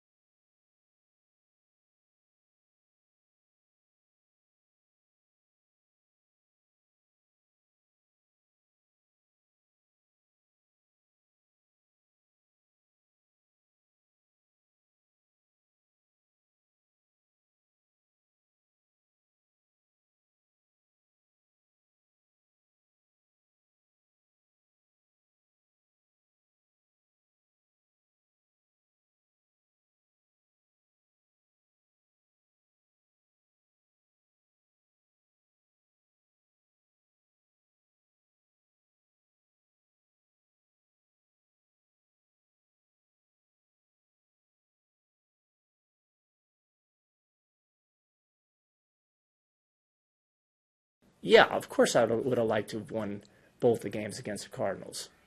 You know, and when you talk about them giving them, you know, the thought that they can come back and beat us, we need to win tomorrow. I don't know what that number is, but we need to win tomorrow. Ron Renicky responding last night to the questions of the pennant race, giving back a few games, and a little more perspective from the manager at the end of his post-game press conference. You know, Yovani Gallardo, first starting pitcher not to go 5 innings, going back to July against the Colorado Rockies, as Cameron Lowe will take over.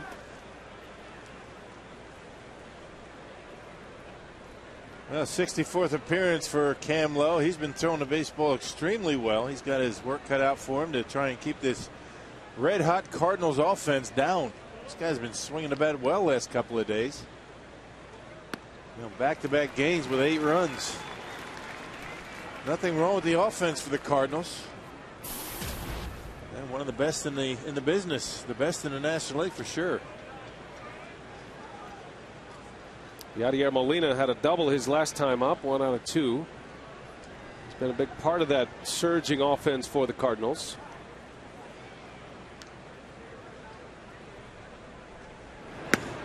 And a strike from Lowe. 0-2 the count on Molina.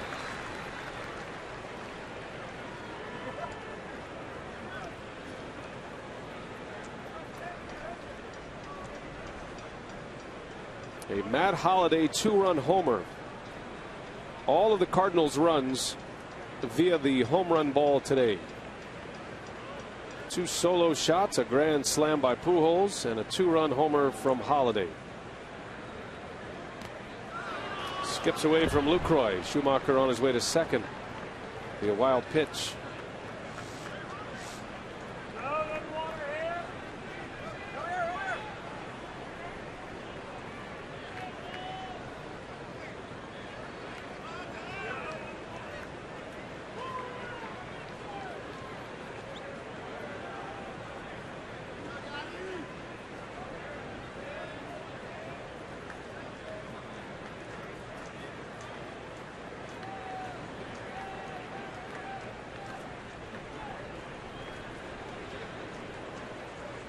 One and 2 on Molina. And he lays off a breaking ball. 2-2. That's been a good pitch for Lowe lately. He's been throwing a few more breaking balls recently than he did early in the season. And it's been a good one. He's actually got 2, a slider type breaking pitch and more of a curveball. And that one just missed the outside corner. See what he gives him here. 2-2. Big runner to leave stranded at second base. Molina stays alive.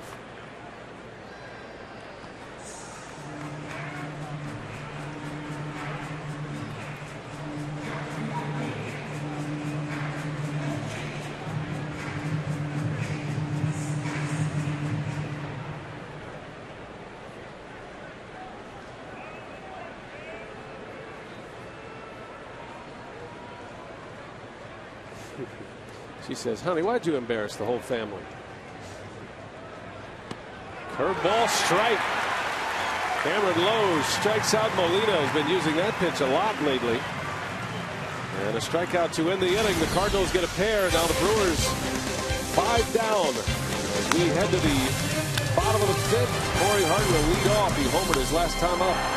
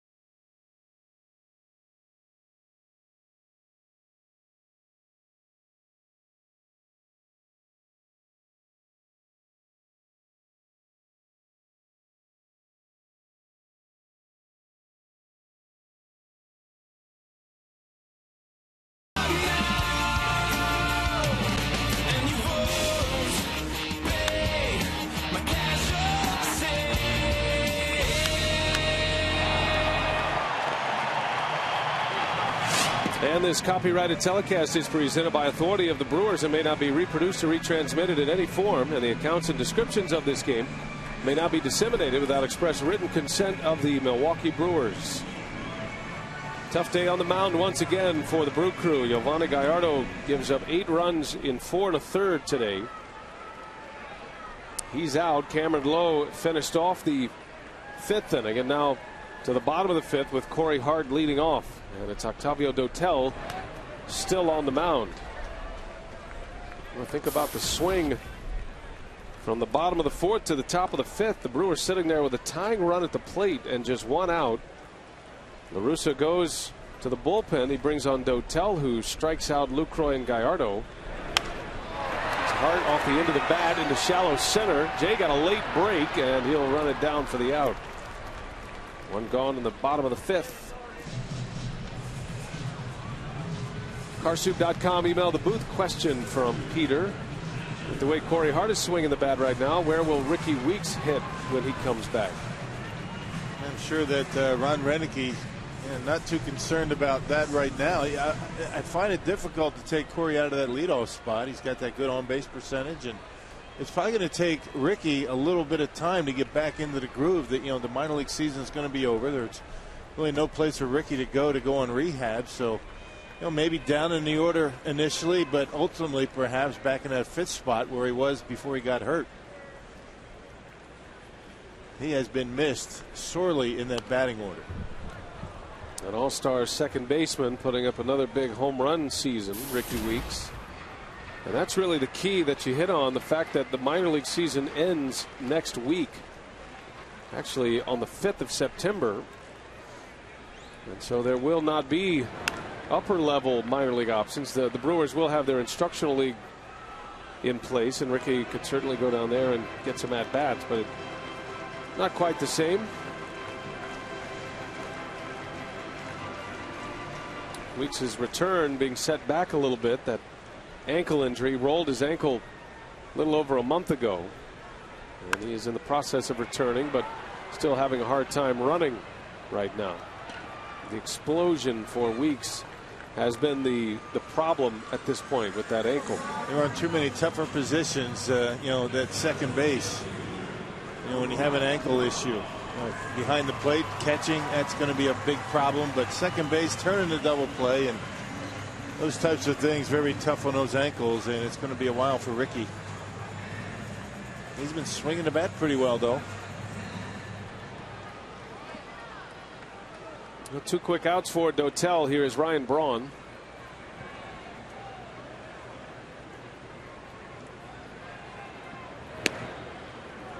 Braun is 0 for 2.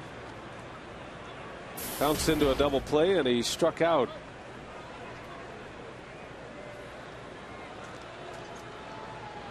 Ryan had 2 hits last night, including that RBI triple.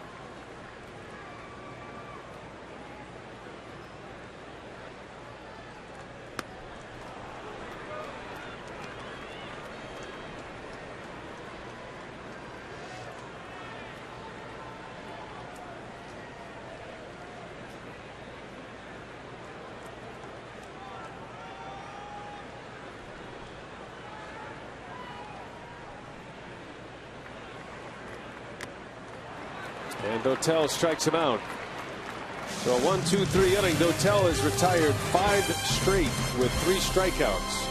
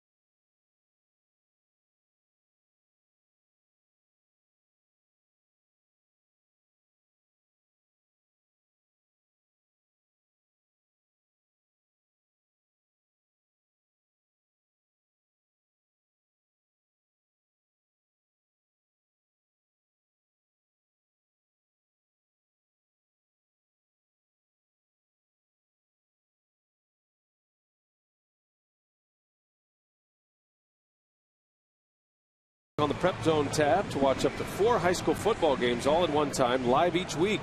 Log on Friday at 7 p.m. to watch this week's featured games.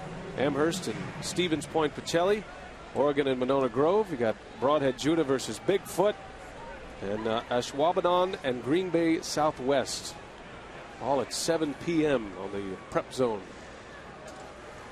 Cameron Lowe back on the mound. He starts his first full inning. Descalso on the first pitch. Bounces out to Hairston, 1 away. How's your football fever right now, Rock? Are you feeling it's kind of hard to get into it because it feels like summer still? Right. I mean, pennant race. I mean, the Brewers with a nice lead in the Central. I mean, you know, thinking about baseball and the other races, and I just can't really sink my teeth into it quite yet. Of course, I'm unique. I mean, I'm kind of a baseball freak. Yeah. Can't get enough of it. Dotel will hit for himself. Now we're a little preoccupied with a pennant race. Yeah, you think?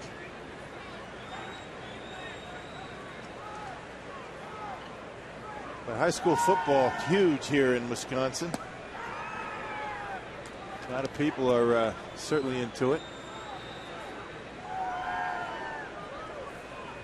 I know Brian Mikulajic is going to be torn tonight on the plane. You know, we have those televisions on the plane. You can watch live TV. Badgers, Packers. Think he could do a split screen for him? I don't know. He's going to have a few gobbled up. It's going to be like a sports book on that plane with all the monitors he'll have.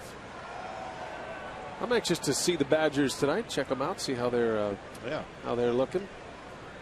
Got a chance to do some damage this year as Lowe makes quick work of Dotel.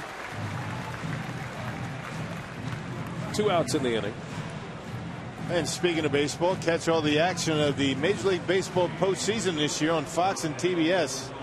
It all starts September 30th with the Division Series on TBS.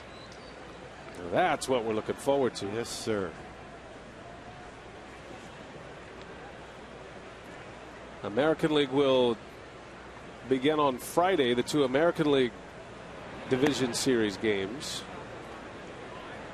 And then the National League will be underway Saturday. That'll be a quadruple header of postseason baseball on TBS Saturday. The first Saturday after the regular season. Now that's a perfect day. That's a perfect Saturday. It's a good couch day, huh? Yes, it is. Load up with wings and pizzas, and you could do almost 3 meals around Major League Baseball that first Saturday. Big old pot of bratwurst.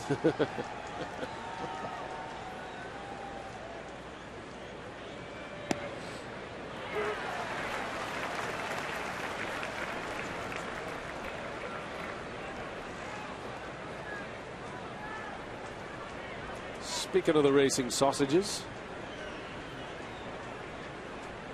good to see the hot dogs all right after his spill the other day. They'll ask if he went. Yes, he did, says Tim Cheetah. And the side retired as the sausages make their much anticipated return here at Miller Park.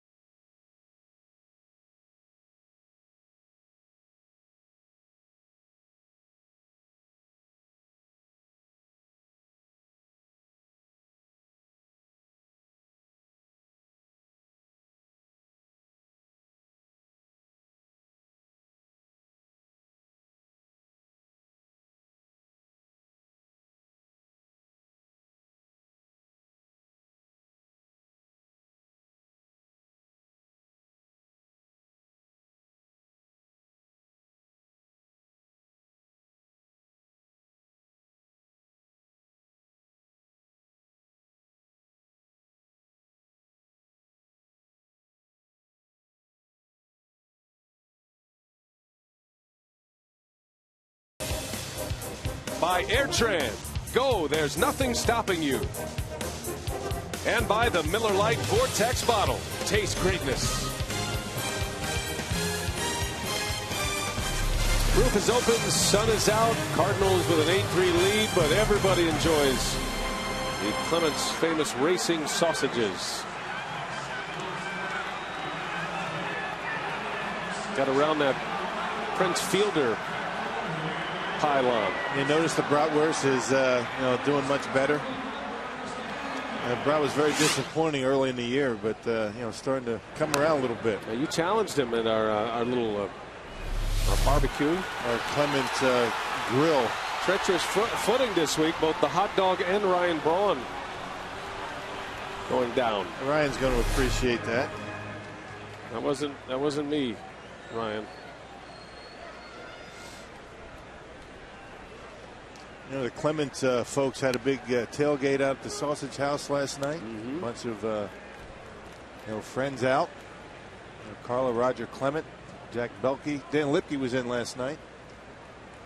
The Sausage King.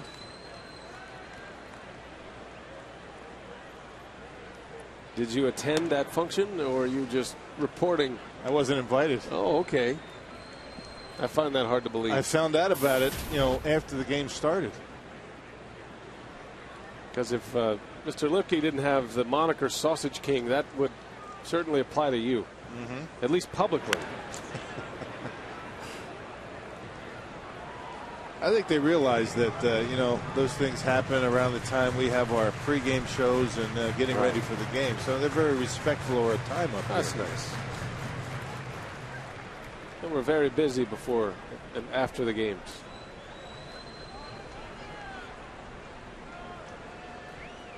Brewers down 5. Fielder leads off, needing some base runners. They'd love to chase Dotel here, but he has been on his game. Dotel has retired 6 in a row and has 4 strikeouts. Well, you've dreamed it. Now you can go for it. January 29th through February 5th, 2012 is the season's Brewers Fantasy Camp at Maryville Park in Phoenix, Arizona. Everything you can imagine and more. Authentic Brewers uniform and batting practice jerseys. Instruction and coaching from Brewers legends. Professional clubhouse staff and athletic trainers. Catered lunch. 2 games daily. Kangaroo court and so much more. Visit Brewers.com for all the information on making the dream a reality. Brewers Fantasy Camp. Yep, nailed down Greg Vaughn a couple of days ago. Now he was a coach last year. He was a big hit. He had a good time. He actually called me. Said, can I come back? Jeff Cirillo called me too, but I have to weigh my options on Rillo. Gonna make him hold out a little bit, huh? Yeah, well, Rillo, intense fantasy camp coach. Very intense. He's kind of like the Bobby Knight of fantasy camp. I think coaches. he's using it as a springboard for a managerial career in the big leagues. You could easily see him making that jump. And double switches and having his guys out there running after games when they lose. Just kidding. That's the beautiful thing about fantasy camp. You can always decline. The coach and the manager works for you. That's right. As does Bill Schroeder, which is the best part of fantasy camp. You get to boss them all around. Yeah, that's different. It's nothing like bossing around a former Major League All-Star. Right. That would be Vaughn and Cirillo. Vaughn. You're not talking about Cirillo. me. Just to make that clear. You had a good half one year. You should have had a chance at an All-Star game. Unfortunately, it was like June to August, and it encompassed about 12 at bats. That was a good couple of months.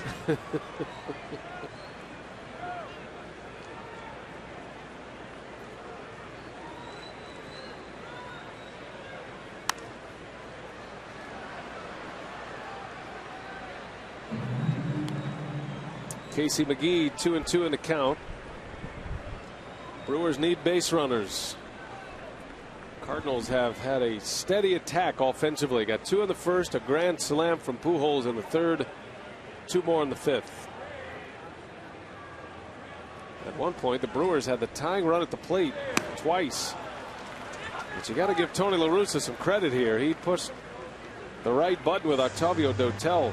Yeah, all of a sudden a long man. I mean, Dotel in his third inning of work with 5 punch outs, and he's been throwing the baseball pretty well. And slider's been good, you know, throwing low strikes on the corners.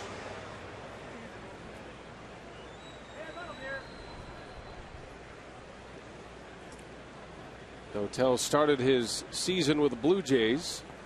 It's interesting, Dotel trying to get to 2 2/3 innings here. He has not gone more than an inning and 2/3 all season, either with the Cardinals or the Blue Jays, and he's only done that on a couple of occasions.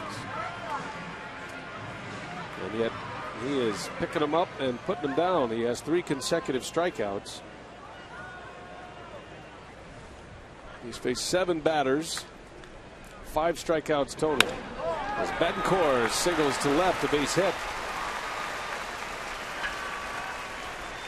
So a 2-out single breaks the run for Dotel.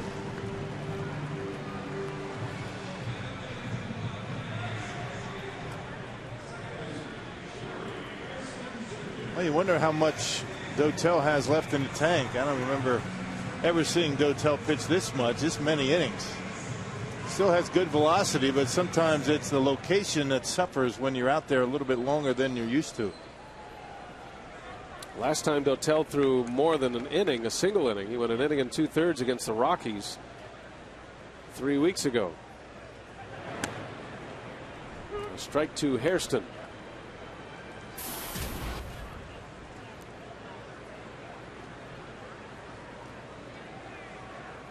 Jerry's had a great series. 6 hits, 9 at-bats. Had a single his last time up, which brought the tying run to the plate.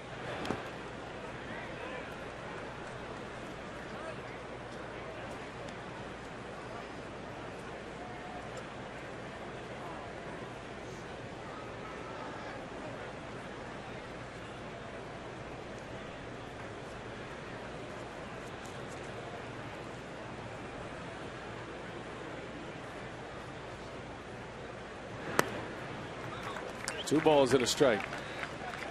Now you figure another base runner, and you'd see some activity in that Cardinal bullpen. For now, La Russa, with a 5-run lead, is willing to let it ride with Dotel.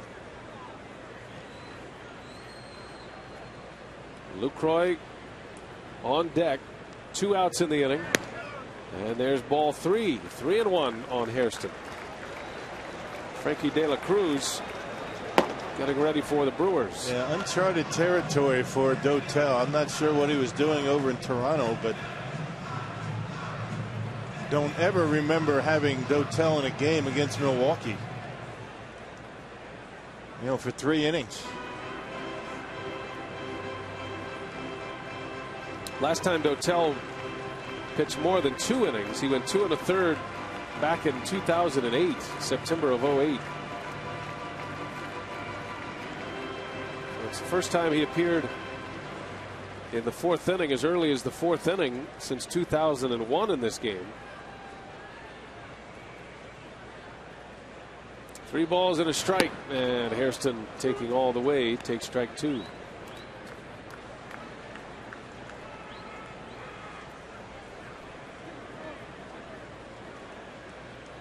It was Ozzie Guillen who used Dotel more than 2 innings back in 08, pitching for the White Sox. Runner goes 3-2. Hairston draws the walk. And 2 on, and that's going to force Tony La Russa's hand a little bit as Derek Lilliquist filling in for Dave Duncan. Still nobody up in the bullpen. Yeah, they had Boggs up a couple of innings ago, so he's somewhat loose. It shouldn't take him very long if in fact it's going to be Boggs to get up. But you wonder how much Tony La Russa expects out of Dotel here today. Wow, and another surprise. His closer, Fernando Salas, starting to. It's been interesting to watch, how the pitching has been used. Number one, Carpenter not making a start today, but you remember last night Jason Mott, perhaps his best reliever, was brought in the 9th inning in a 5-run lead. So you've got Dotel, who is ordinarily a 1-inning guy. He's in there for his 3rd inning of work. You've got the closer coming in, or he's getting loose in the 6th inning in a 5-run lead. Well, the Brewers would love nothing more than to force La Russa to make that move. Here is Lucroy.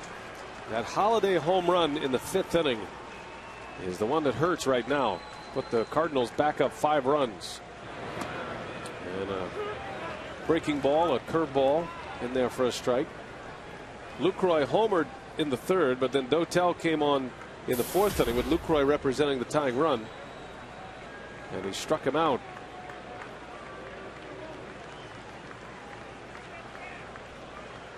Two on, 2 out. And it's 0-2 on Lucroy. Yeah, just about all fastballs his last time up against Dotel. This time back-to-back sliders. Not often Dotel faces the same hitter in the same game. Twice. Can't imagine that he would have done that since that 2008 appearance for the White Sox, when he went 2 1/3. 0-2 the count.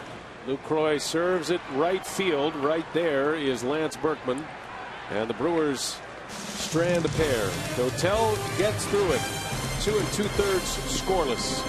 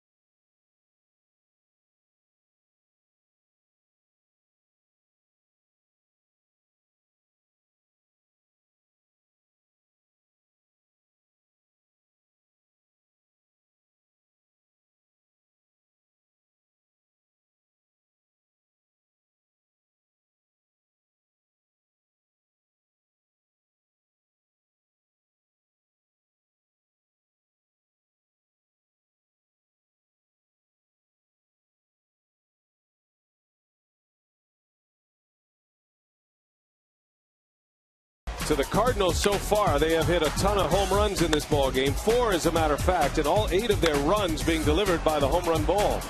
For Call, a solo shot. Pujols hit 2, and Matt Holliday with a 2-run homer. Albert Pujols with 5 RBIs.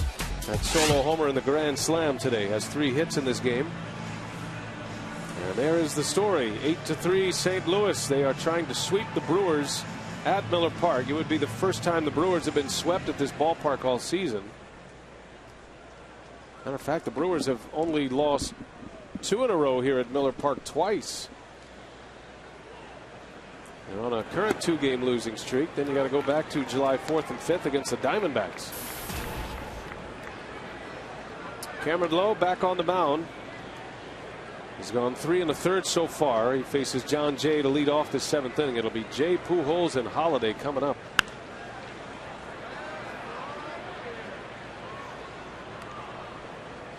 Now the Brewers reaping the benefits of that historic winning stretch that they were on in the month of August. You know, really right after the All-Star break and into the month of August, giving him a nice pad to be able to, you know, drop off a little bit. You know, you only wish it wasn't against the Cardinals, who are right behind him in the standings, but sometimes that's how it works out. But I don't think anybody thought that the Brewers going to, you know, win at that pace throughout the rest of the season. It just doesn't happen that way. So you build yourself up a nice cushion. You allow for a stretch where you're not going to play all that well. And that's how you win division titles. Well, there's a game of peaks and valleys, and you hope that you win enough during the peaks to cover the valleys. Right. And that's the idea. So the Brewers are certainly, it's not as if they're giving away games, but sometimes you don't get the breaks. You just don't play well. That happens. You don't pitch well. You don't swing the bat well. And Milwaukee's already been through that this year. They had a 7-game losing streak on the road earlier this season. Every team goes through it. Every single team goes through it. And the Brewers right now are having a rough time in these 3 games. Not to say it's going to be an extended stretch.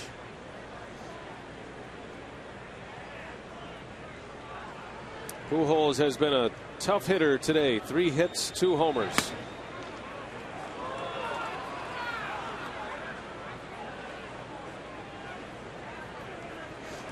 Matt Holliday to follow.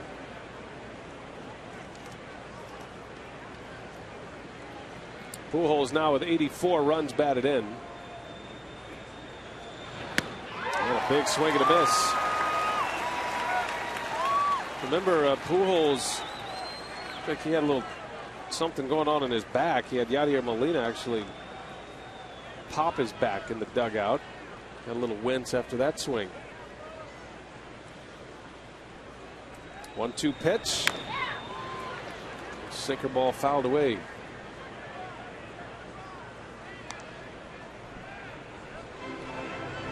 A pitch that Lowe has gone to lately is what would be considered a hanging breaking ball with 2 strikes. But he's gotten a lot of strikeouts with that pitch. And he got Molina on it last inning. That one's ripped into left field. Yeah, something else. Albert Pujols. A 4-hit game today for Albert Pujols. 2 homers, 2 singles. You got to figure when it's all said and done, Albert's going to be around that 300 mark. He's now hitting 292. And the Cardinals lead all of the National League in team batting average. They can rake. There's that fastball right down the middle of the plate, and Pujols didn't miss it. Cardinals leading the league coming in at 270. And leading the league in runs scored. And that's one of the reasons why, Albert. Now Matt Holliday, a chopper to third. McGee goes to second. They get the out there. That's a nice play by Casey McGee. That ball actually was in the sun, that high chopper. You can see him pointing at his eyes saying, that sun is in my eyes. I need my glasses. And here they go. He takes him from Jerry Hairston, saying, you don't need the glasses, I want them. You don't see many ground balls get lost in the sun, but that big chopper happened there. Good teamwork in the infield.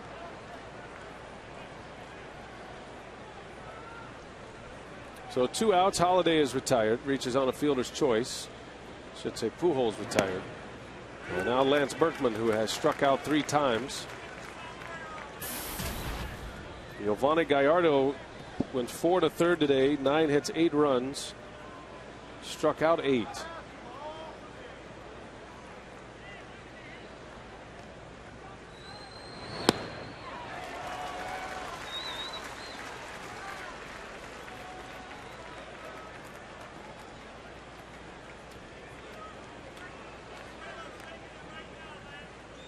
Got the pitcher spot due to lead off in the 7th. I'm interested to know who Renick's going to use in that spot. He's got a chance to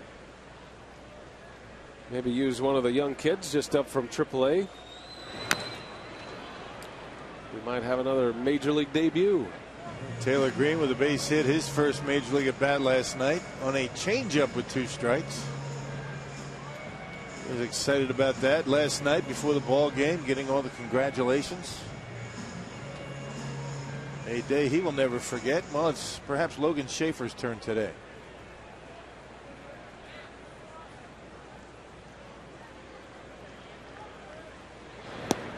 Swing and a miss. Lance Berkman strikes out for the 4th time as Lowe puts up another scoreless inning.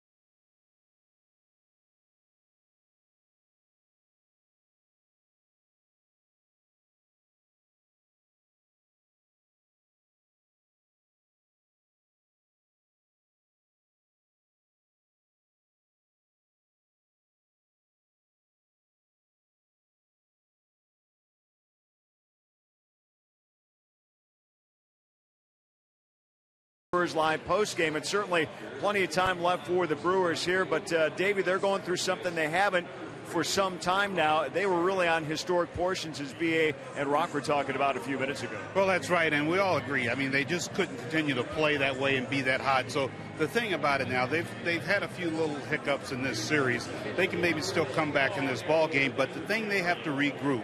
And in order to do that, teams really that come back and regroup, they don't panic. They've got a good ball club.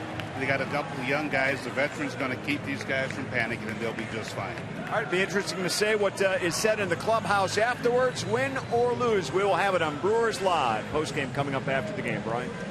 All right, Craig Davey, thank you. As you see, Fernando Salas, who has been La Russa's primary closer this year. Ryan Theriot in the game to play second base. That bumps Skip Schumacher out to right field. As Craig Counsell will pinch hit here in the 7th inning. Now, the way back for the Brewers is to somehow chase one of these relievers. You know, La Russa, because he had to go to his bullpen so early, he went to Dotel in the 4th inning. He has his late inning relievers in the game a lot earlier than they normally would be in a game. So if you can start to tap into that a little bit and get deeper into that bullpen, that's when you start to run into some opportunities to score runs. As Counsell lifts one in the air to left, Holliday's got it for the first out. Not as long as they're mowing down the Brewers hitters, it's not going to matter.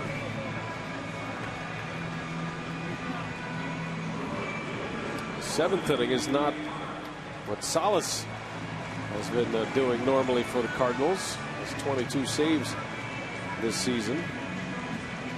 A number of guys with saves for St. Louis, and Tony La Russa has a few guys that he could go to save games. Now you talk about the decision to, not start Chris Carpenter today, and should the Cardinals go on and win this game with the young kid making a start, he looks like a genius. And not only will he have swept the Brewers if they win today, then they have their big guns, for the Reds coming up.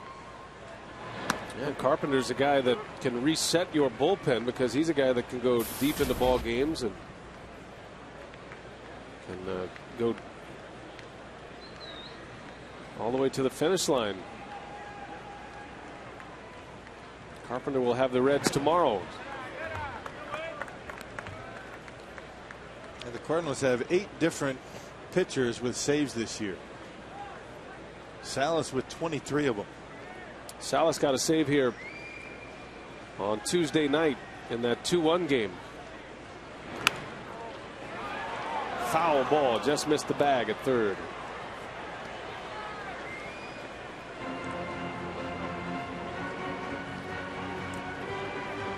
Got a bunch of finals rolling in.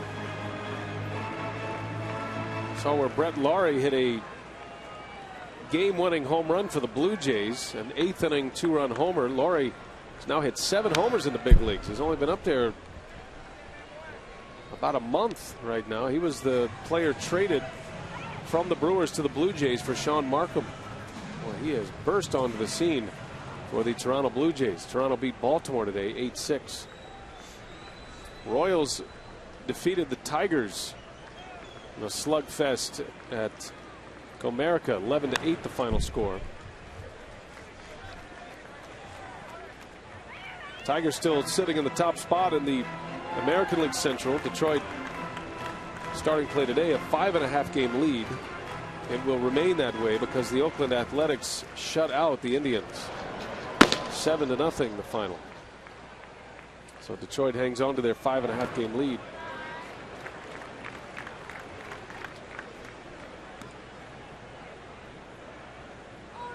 Got the Angels and the Mariners a little bit later tonight. The Rays and the Texas Rangers. Rangers have their ace on the mound, C.J. Wilson. Red Sox hosting New York again. The Yankees and the Red Sox. Little tapper, and it's Molina throws on the run in time. Terrific play by the Gold Glove catcher Yadier Molina. And bounces out there quickly and is able to set himself a little bit off balance, but still able to get enough on the throw to get Hart An 8-pitch at bat for Corey Hart. And our Home Depot doing more on defense. Who else but Yadier Molina? Probably the best catcher in baseball. Not an easy play. Looked like a third baseman coming in on a slow roller.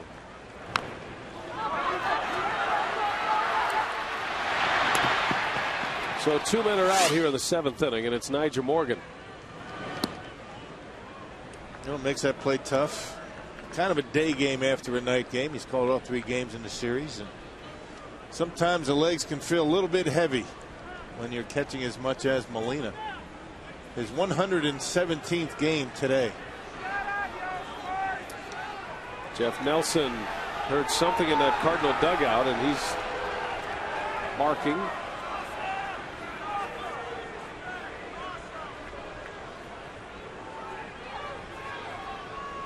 Nyjer Morgan with 2 away.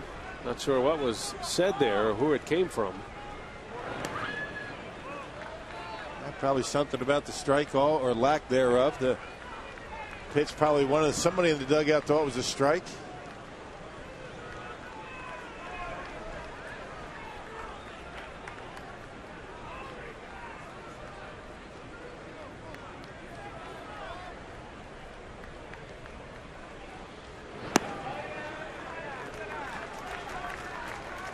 Got one final in for the National League as well. The Phillies keep rolling. 6-4 win over the Reds. Philadelphia is now 41 games over 500. It's incredible. 87 wins, 46 losses. Juggernaut.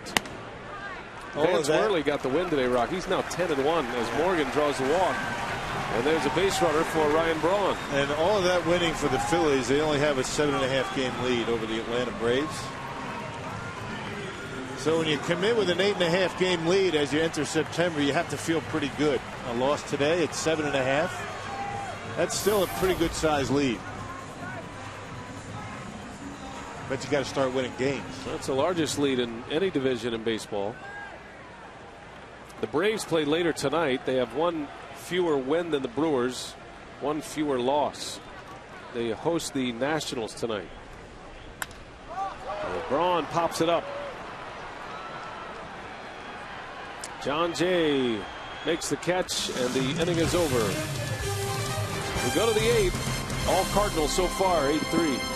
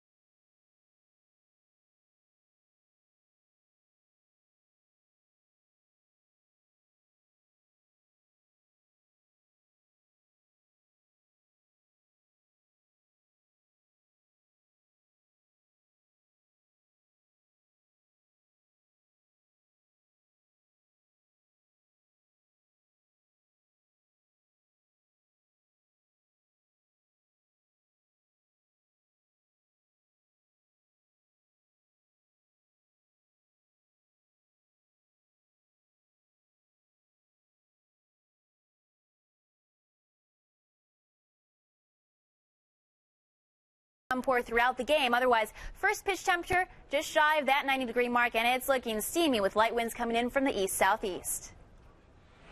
All right, Vanessa, thank you. As the Brewers are headed to Texas, that stifling heat. Good thing the Astros have a nice cool dome there. Miller Lite, what's on tap? Astros the next 3 days. A reminder, we're on WMLW on Saturday night.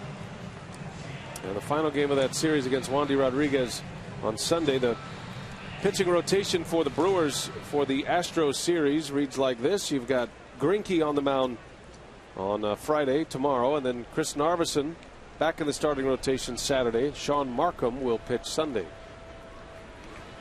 Yeah, amen on that. 8-3 Cardinals. Takashi Saito is in to pitch. Hey, there's a hat for you, Rock, on our way to Texas. Hey, you need that in Texas, don't you? Got the plaid shirt, Spurs. You don't see many guys walking around with Spurs anymore. No. How about the straw hat? Not since the automobile era began. See, now, I disagree with that. There's some Cowboys out there. Not usually hanging out at the ballpark with Spurs on. It might be illegal, actually. I'll give you that. I don't know if they'll let you in the ballpark with Spurs. See the numbers on Saito. Spurs and chaps. Now, how about the job by Cameron Lowe? I mean, 2 1/3. Gave up the 1 base hit. That was it. That'll save your bullpen some valuable innings going down the stretch. Saito on here in the 8th. You get this short start by Giovanni today, and you're forced to use your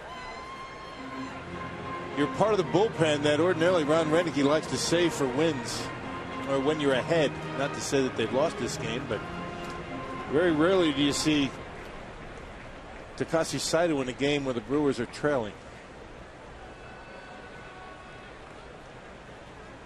It's interesting that between Gallardo and Lowe, 13 strikeouts of the Cardinals, and you can add one to it here. 14 times they have struck out in this game, and yet they've scored 8 runs on 10 hits. Racking up a ton of Ks. Well, the big strikeouts and a lot of home runs today for the Cardinals, 4 of them.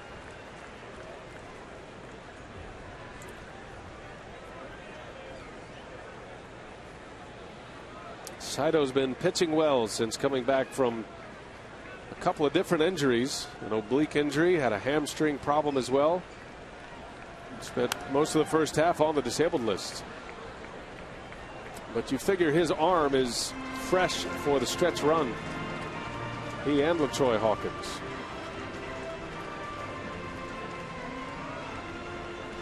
Brewers are going to add to their bullpen at some point. Tim Dillard is the likely returnee. He's got to be down in the minor leagues 10 days. Renneke wanted to make sure that Dillard got some innings in the minor leagues before the stretch run, so he's down there pitching for Nashville. As Molina down the right field line, Corey Hart is over, and he's got it. A basket catch for Corey Hart, out number 2.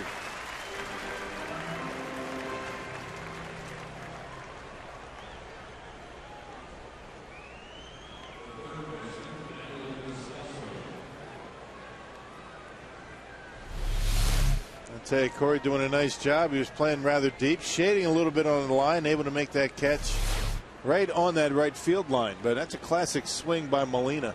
And inside out, leading with the hands and shooting everything up the middle into right field, which makes him such a tough out. Saito with a strike on Descalso. She's got that whole section to herself.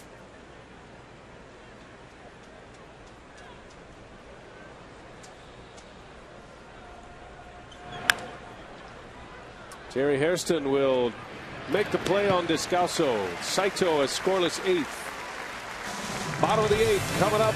Prince Fielder will lead off.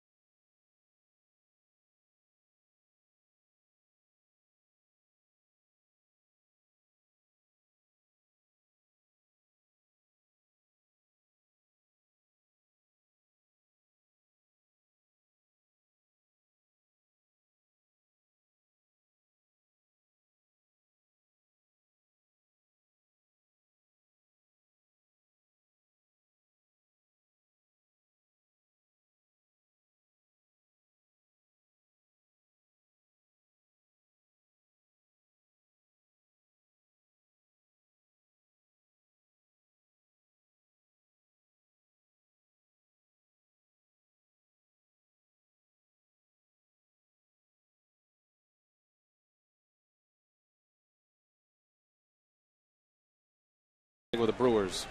Scott wants to know from Columbus. There's Logan Schaefer, one of the 3 September call-ups. Yeah, pinch hitters, pinch runners. Logan Schaefer very good defensively in the outfield. And you got Taylor Green, who is a very good hitter. He's got some pretty good power. Got his base hit last night. First major league at bat. Maldonado will be the 3rd catcher, and I would imagine used in an emergency, perhaps, you know, pinch running for one of the Brewer catchers. Late in the ball game, can't do that now. Fielder in the left, and Holiday looks up. That ball is back and gone. Prince Fielder, an opposite field homer.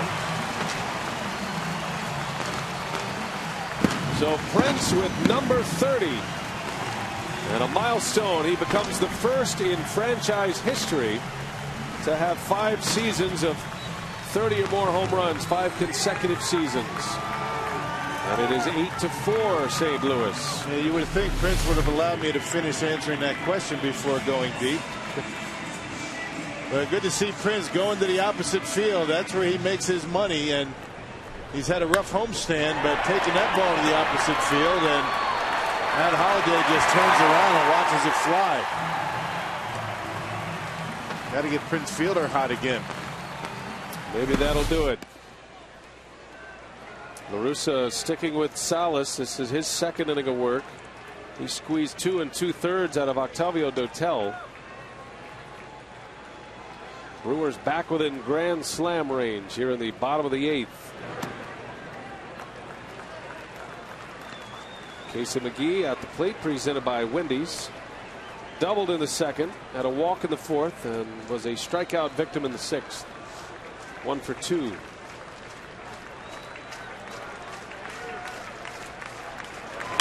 McGee down the line. That is a fair ball. Going to go to the corner.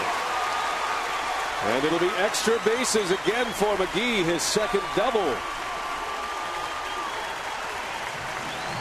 Now give him a finish. You never know. You got 2 innings to play with. Still nobody out in the 8th. And Salas in his 2nd inning of work. A fastball up and in, and look at Casey pull the hands in. And able to get the big part of the bat on it. Whistles it down that left field line. So you've got Dotel in for 2 1/3, or 2 2/3, and you've got your closer in for multiple innings. Very interesting.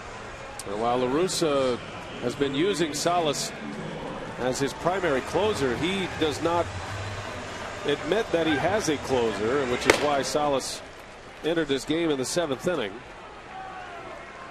The guy that has the best stuff in that bullpen for me, from what we've seen so far, is Mott. Yeah, I agree. That guy could throw. And he's been finishing games. He actually had a save on the last Cardinal homestand. He finished the game last night with the Cardinals up 5 runs in the 9th. Well, the Cardinals are walking a fine line here with their bullpen, but only if the Brewers can get deeper into that bullpen does it pay off for Milwaukee. Got a chance here. The run is in. Betancourt at the plate with a runner at 2nd. This is a spot where a quick strike does big damage. All of a sudden, you're a swing away from a 2-run game, and that changes everything. Man, you talk about the September call-ups, and I think that can play a big part of what's going on in this game as you get down toward the bottom of the order. You got Lucroy in the 8th spot. You've got the pitcher in the 9th spot. You have a number of different players that you can go to, both right-handed hitters and left-handed hitters. So a lot of options for Ron Renicky. Derek Lilliquist, acting pitching coach of the Cardinals, talking it over with Salas and Molina. Tony La Russa used Salas a great deal early in multiple innings. Matter of fact, he went 3 innings earlier this season, but he has not gone more than a single inning since August 2nd. He went 2 scoreless against the Brewers here at Miller Park. It was the lone win for the Cardinals in that 8-7 extra inning victory. Rhodes the lefty, Mitchell Boggs the right-hander.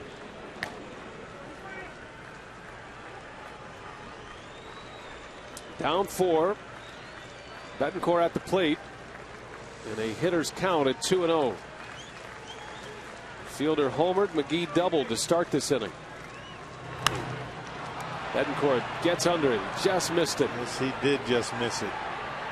And Holiday is going to make the catch. He had a good swing at that baseball, just under it enough to keep it in the ballpark. That would have made things interesting. But just a fraction of an inch on that bat. So the first out. And here's Jerry Hairston Jr. Well, the Brewers had 2 on with 2 outs in the 6th inning. Couldn't score them. Had another 2-out base runner last inning. And Braun flew out to center field to end it. Got to take advantage of the opportunities from here on out. And a base hit should score the run.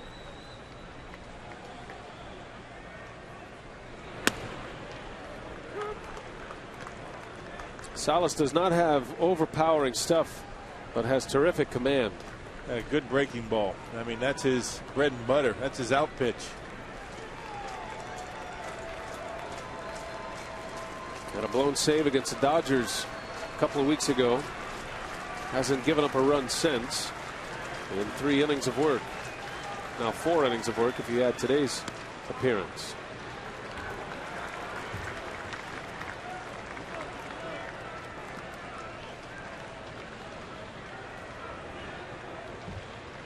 At the bottom of the order with McGee at second. Hairston batting out of the 7th spot. You'd love to put some base runners on and flip the batting order to get to Corey Hart. And Hairston pulls one foul. Hit it hard, but out in front of it. Quick hands. I mean, real quick hands on the inner half of the plate. Seeing it well right now is Hairston.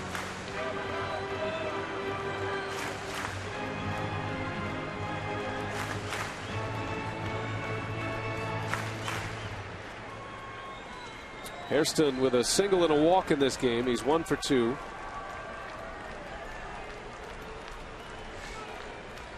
Brewers need a big hit. 1-2 pitch. Up and in. Count evens at 2-2.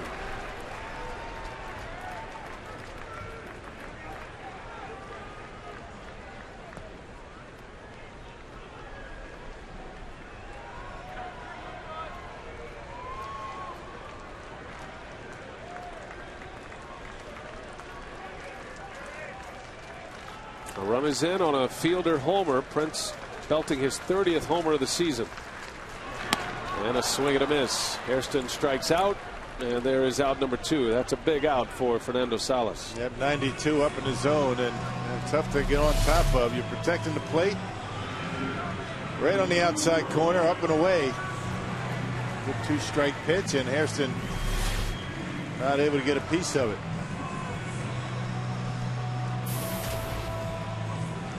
And that'll bring Lucroy to the plate. He homered earlier. Cardinals have hit 4 home runs in this game. The Brewers have 3.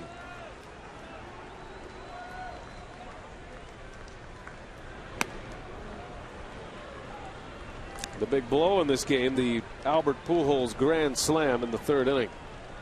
That was against Gallardo. Pujols has 4 hits today, 4 of the 10 Cardinal hits.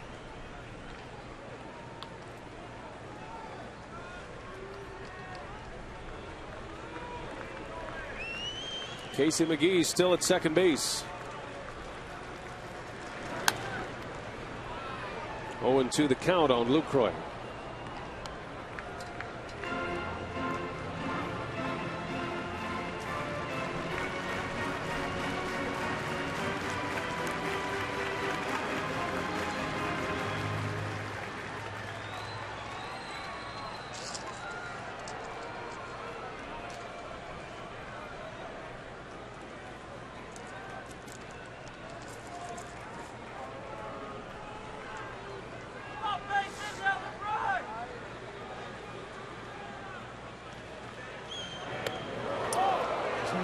Breaking ball over the head of Lucroy. And Marcotte due to hit next if Lucroy can reach.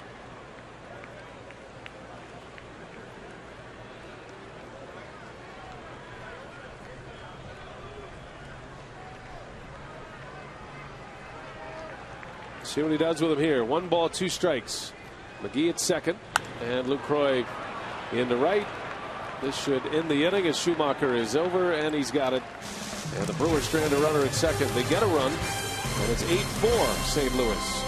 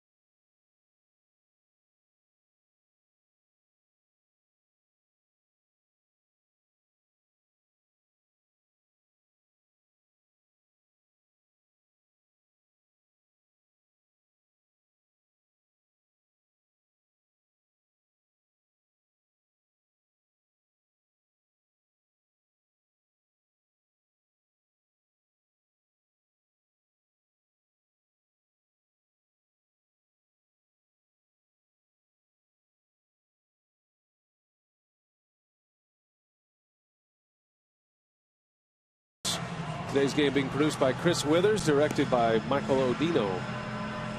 And 8-4 Cardinal lead as we go to the 9th.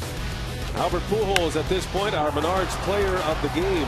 4 hits, 2 homers, and a solo shot and a grand slam. 5 runs batted in for Albert Pujols, and all of a sudden he's got a chance to get to that 100 RBI plateau. That's how good Albert is in what most have considered a down season in a free agent year.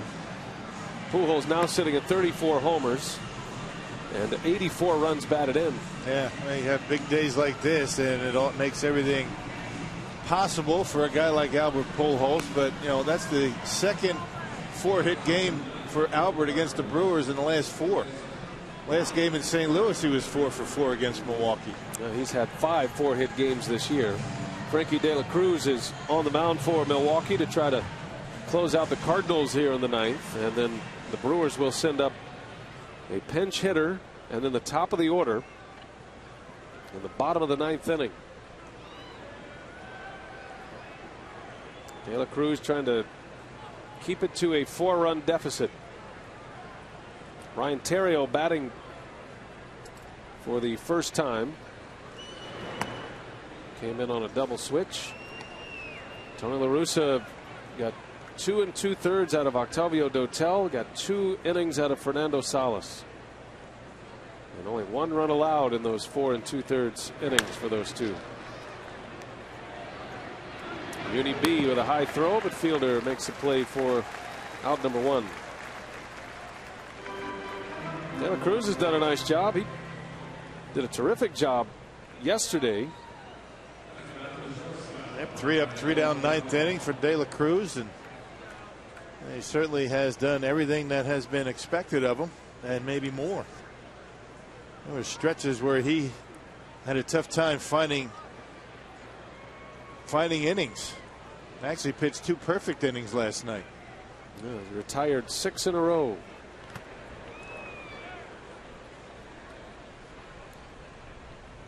He'd been a starting pitcher down in AAA this year, Frankie De La Cruz. Had some big league time with the Tigers. Spent a little time in Japan a season ago.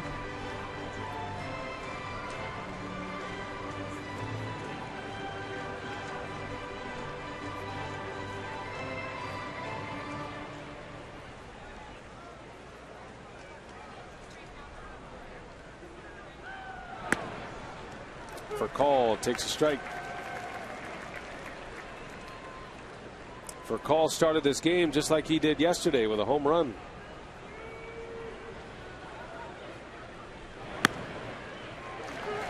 1-2 on Furcal. Yeah, Furcal batted 7th in game 1 of this series. There's a guy we've been talking about, Jason Mott. Big arm. Big bouncer. Fielder gloves it, steps on the bag for the out. Out number 2. Taking care of the speedy Furcal.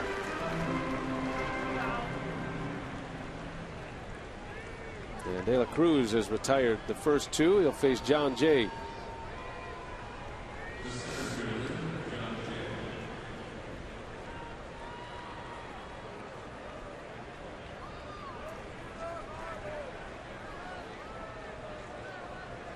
Cardinals threatening to sweep the Brewers at Miller Park. First time all year the Brewers would be swept here in this venue.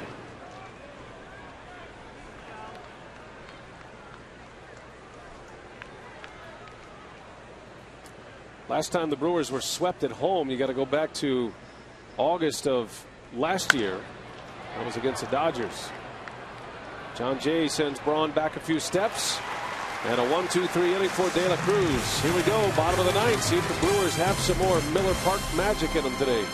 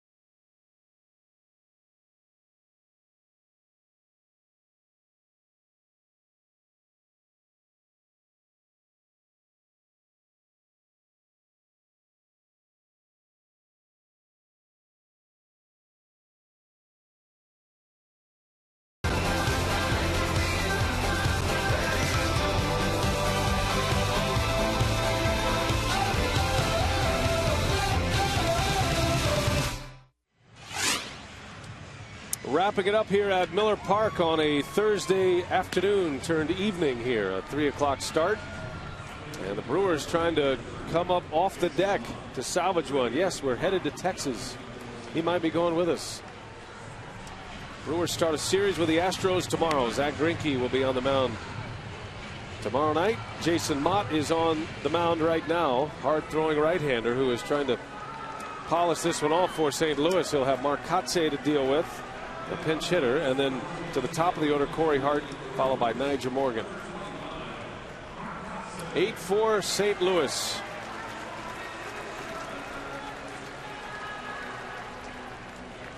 Cardinals have gotten terrific work from their bullpen, and they've had to cover a lot of innings today.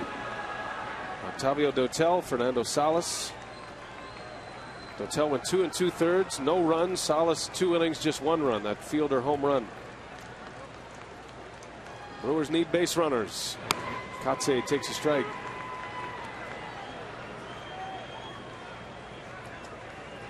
Kotsay is a pinch hitter, hitting .282.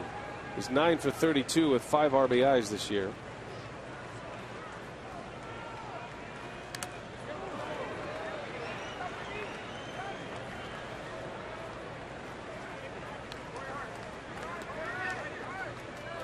To the count on Kotsay.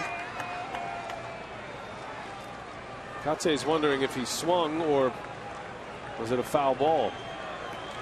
And actually, third base umpire Tim Cheetah says he did not swing. I think the ball just tipped off his bat. Nope, 1-1. So the ball must have tipped off Molina's glove. Yeah. So they counted a ball and a strike.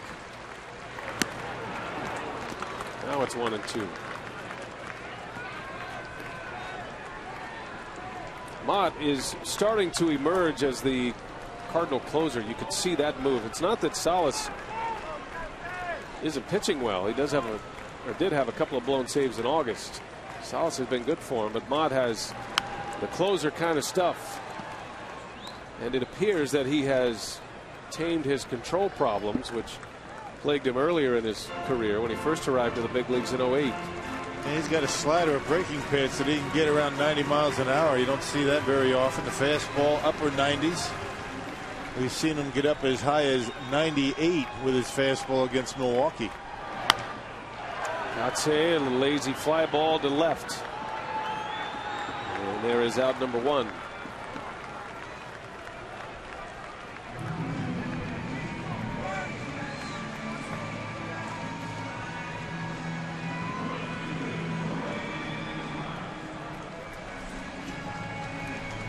Well, worst case scenario, if the Brewers don't come back here, the Cardinals come in,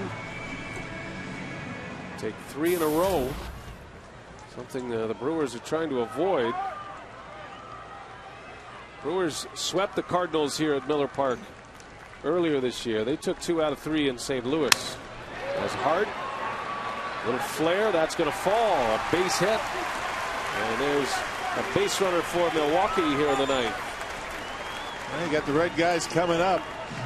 And set the table. You bring Prince Fielder to the plate representing the tying run. Corey Hart stays hot. A couple of hits today. Hart 2 for 5. He extended his hitting streak to 14 games with a home run in the third. Yep, got it down on the trademark. Broke his bat, but able to dump it into center field.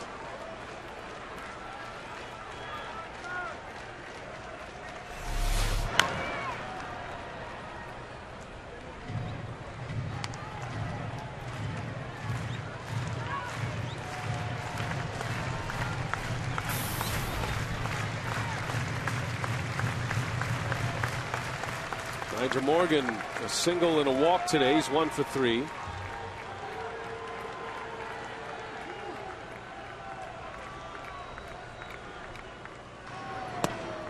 Jason Mott is coming off quite an impressive month of August.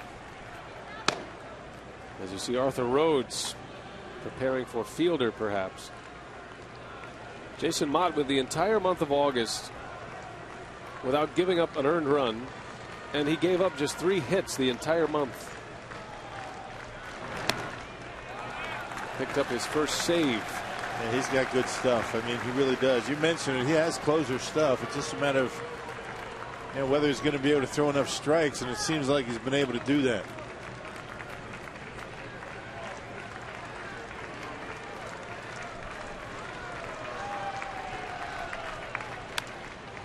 Bouncing ball to Pujols. He'll go to the bag.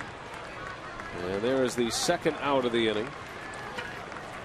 Brewers down to their last out. Ryan Braun's coming up.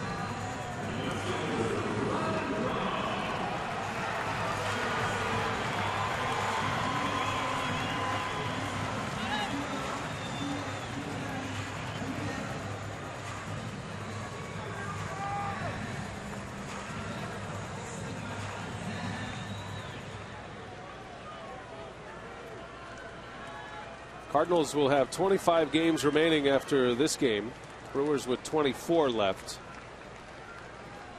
St. Louis a couple of key series. They have the Reds next, a 3-game series with the Reds, and then the Brewers will be in St. Louis Monday, Tuesday, and Wednesday.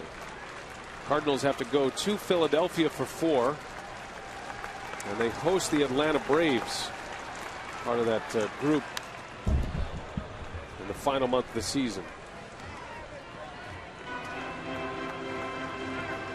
Aside from that 3-game series with the Cardinals, Milwaukee's only other series with a contender is a 4-game series against the Phillies here at Miller Park.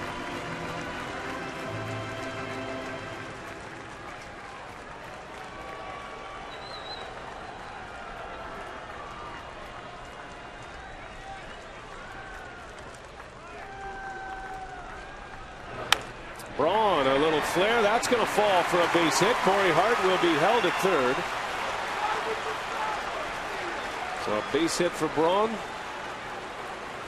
First and third for Milwaukee with Fielder coming up. Now you're a base runner away from bringing the tying run to the plate. Yeah, hard to believe Corey didn't score on that. There's 2 outs. I mean, really no issue with having the ball caught out there and getting doubled off.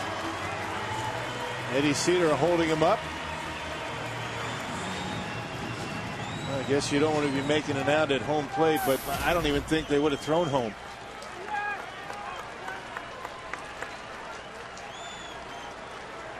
Better safe than sorry, I guess. Now Fielder homered in his last at bat. Prince with a home run to the opposite field in the 8th inning. Well, Fernando Salas, his 30th homer, now 103 runs batted in for Fielder.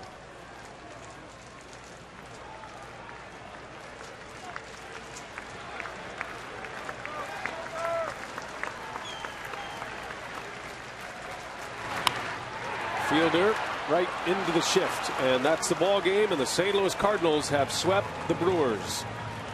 And a lead that was 10.5 when this series began is now at 7.5 for the Brewers with 24 games remaining in the regular season. It is going to get spicy in September. 8-4 the final score. Much more still to come on this game. Craig Kashawn, what do you have coming up on Brewers Live? Well, take a look at the personalities of these teams in this series. The St. Louis Cardinals coming in on a mission and going out in command with a 3-game sweep of Milwaukee. We'll get the thoughts from Brewer manager Ron Renicky on this series as well as the crew gets ready to head to Houston.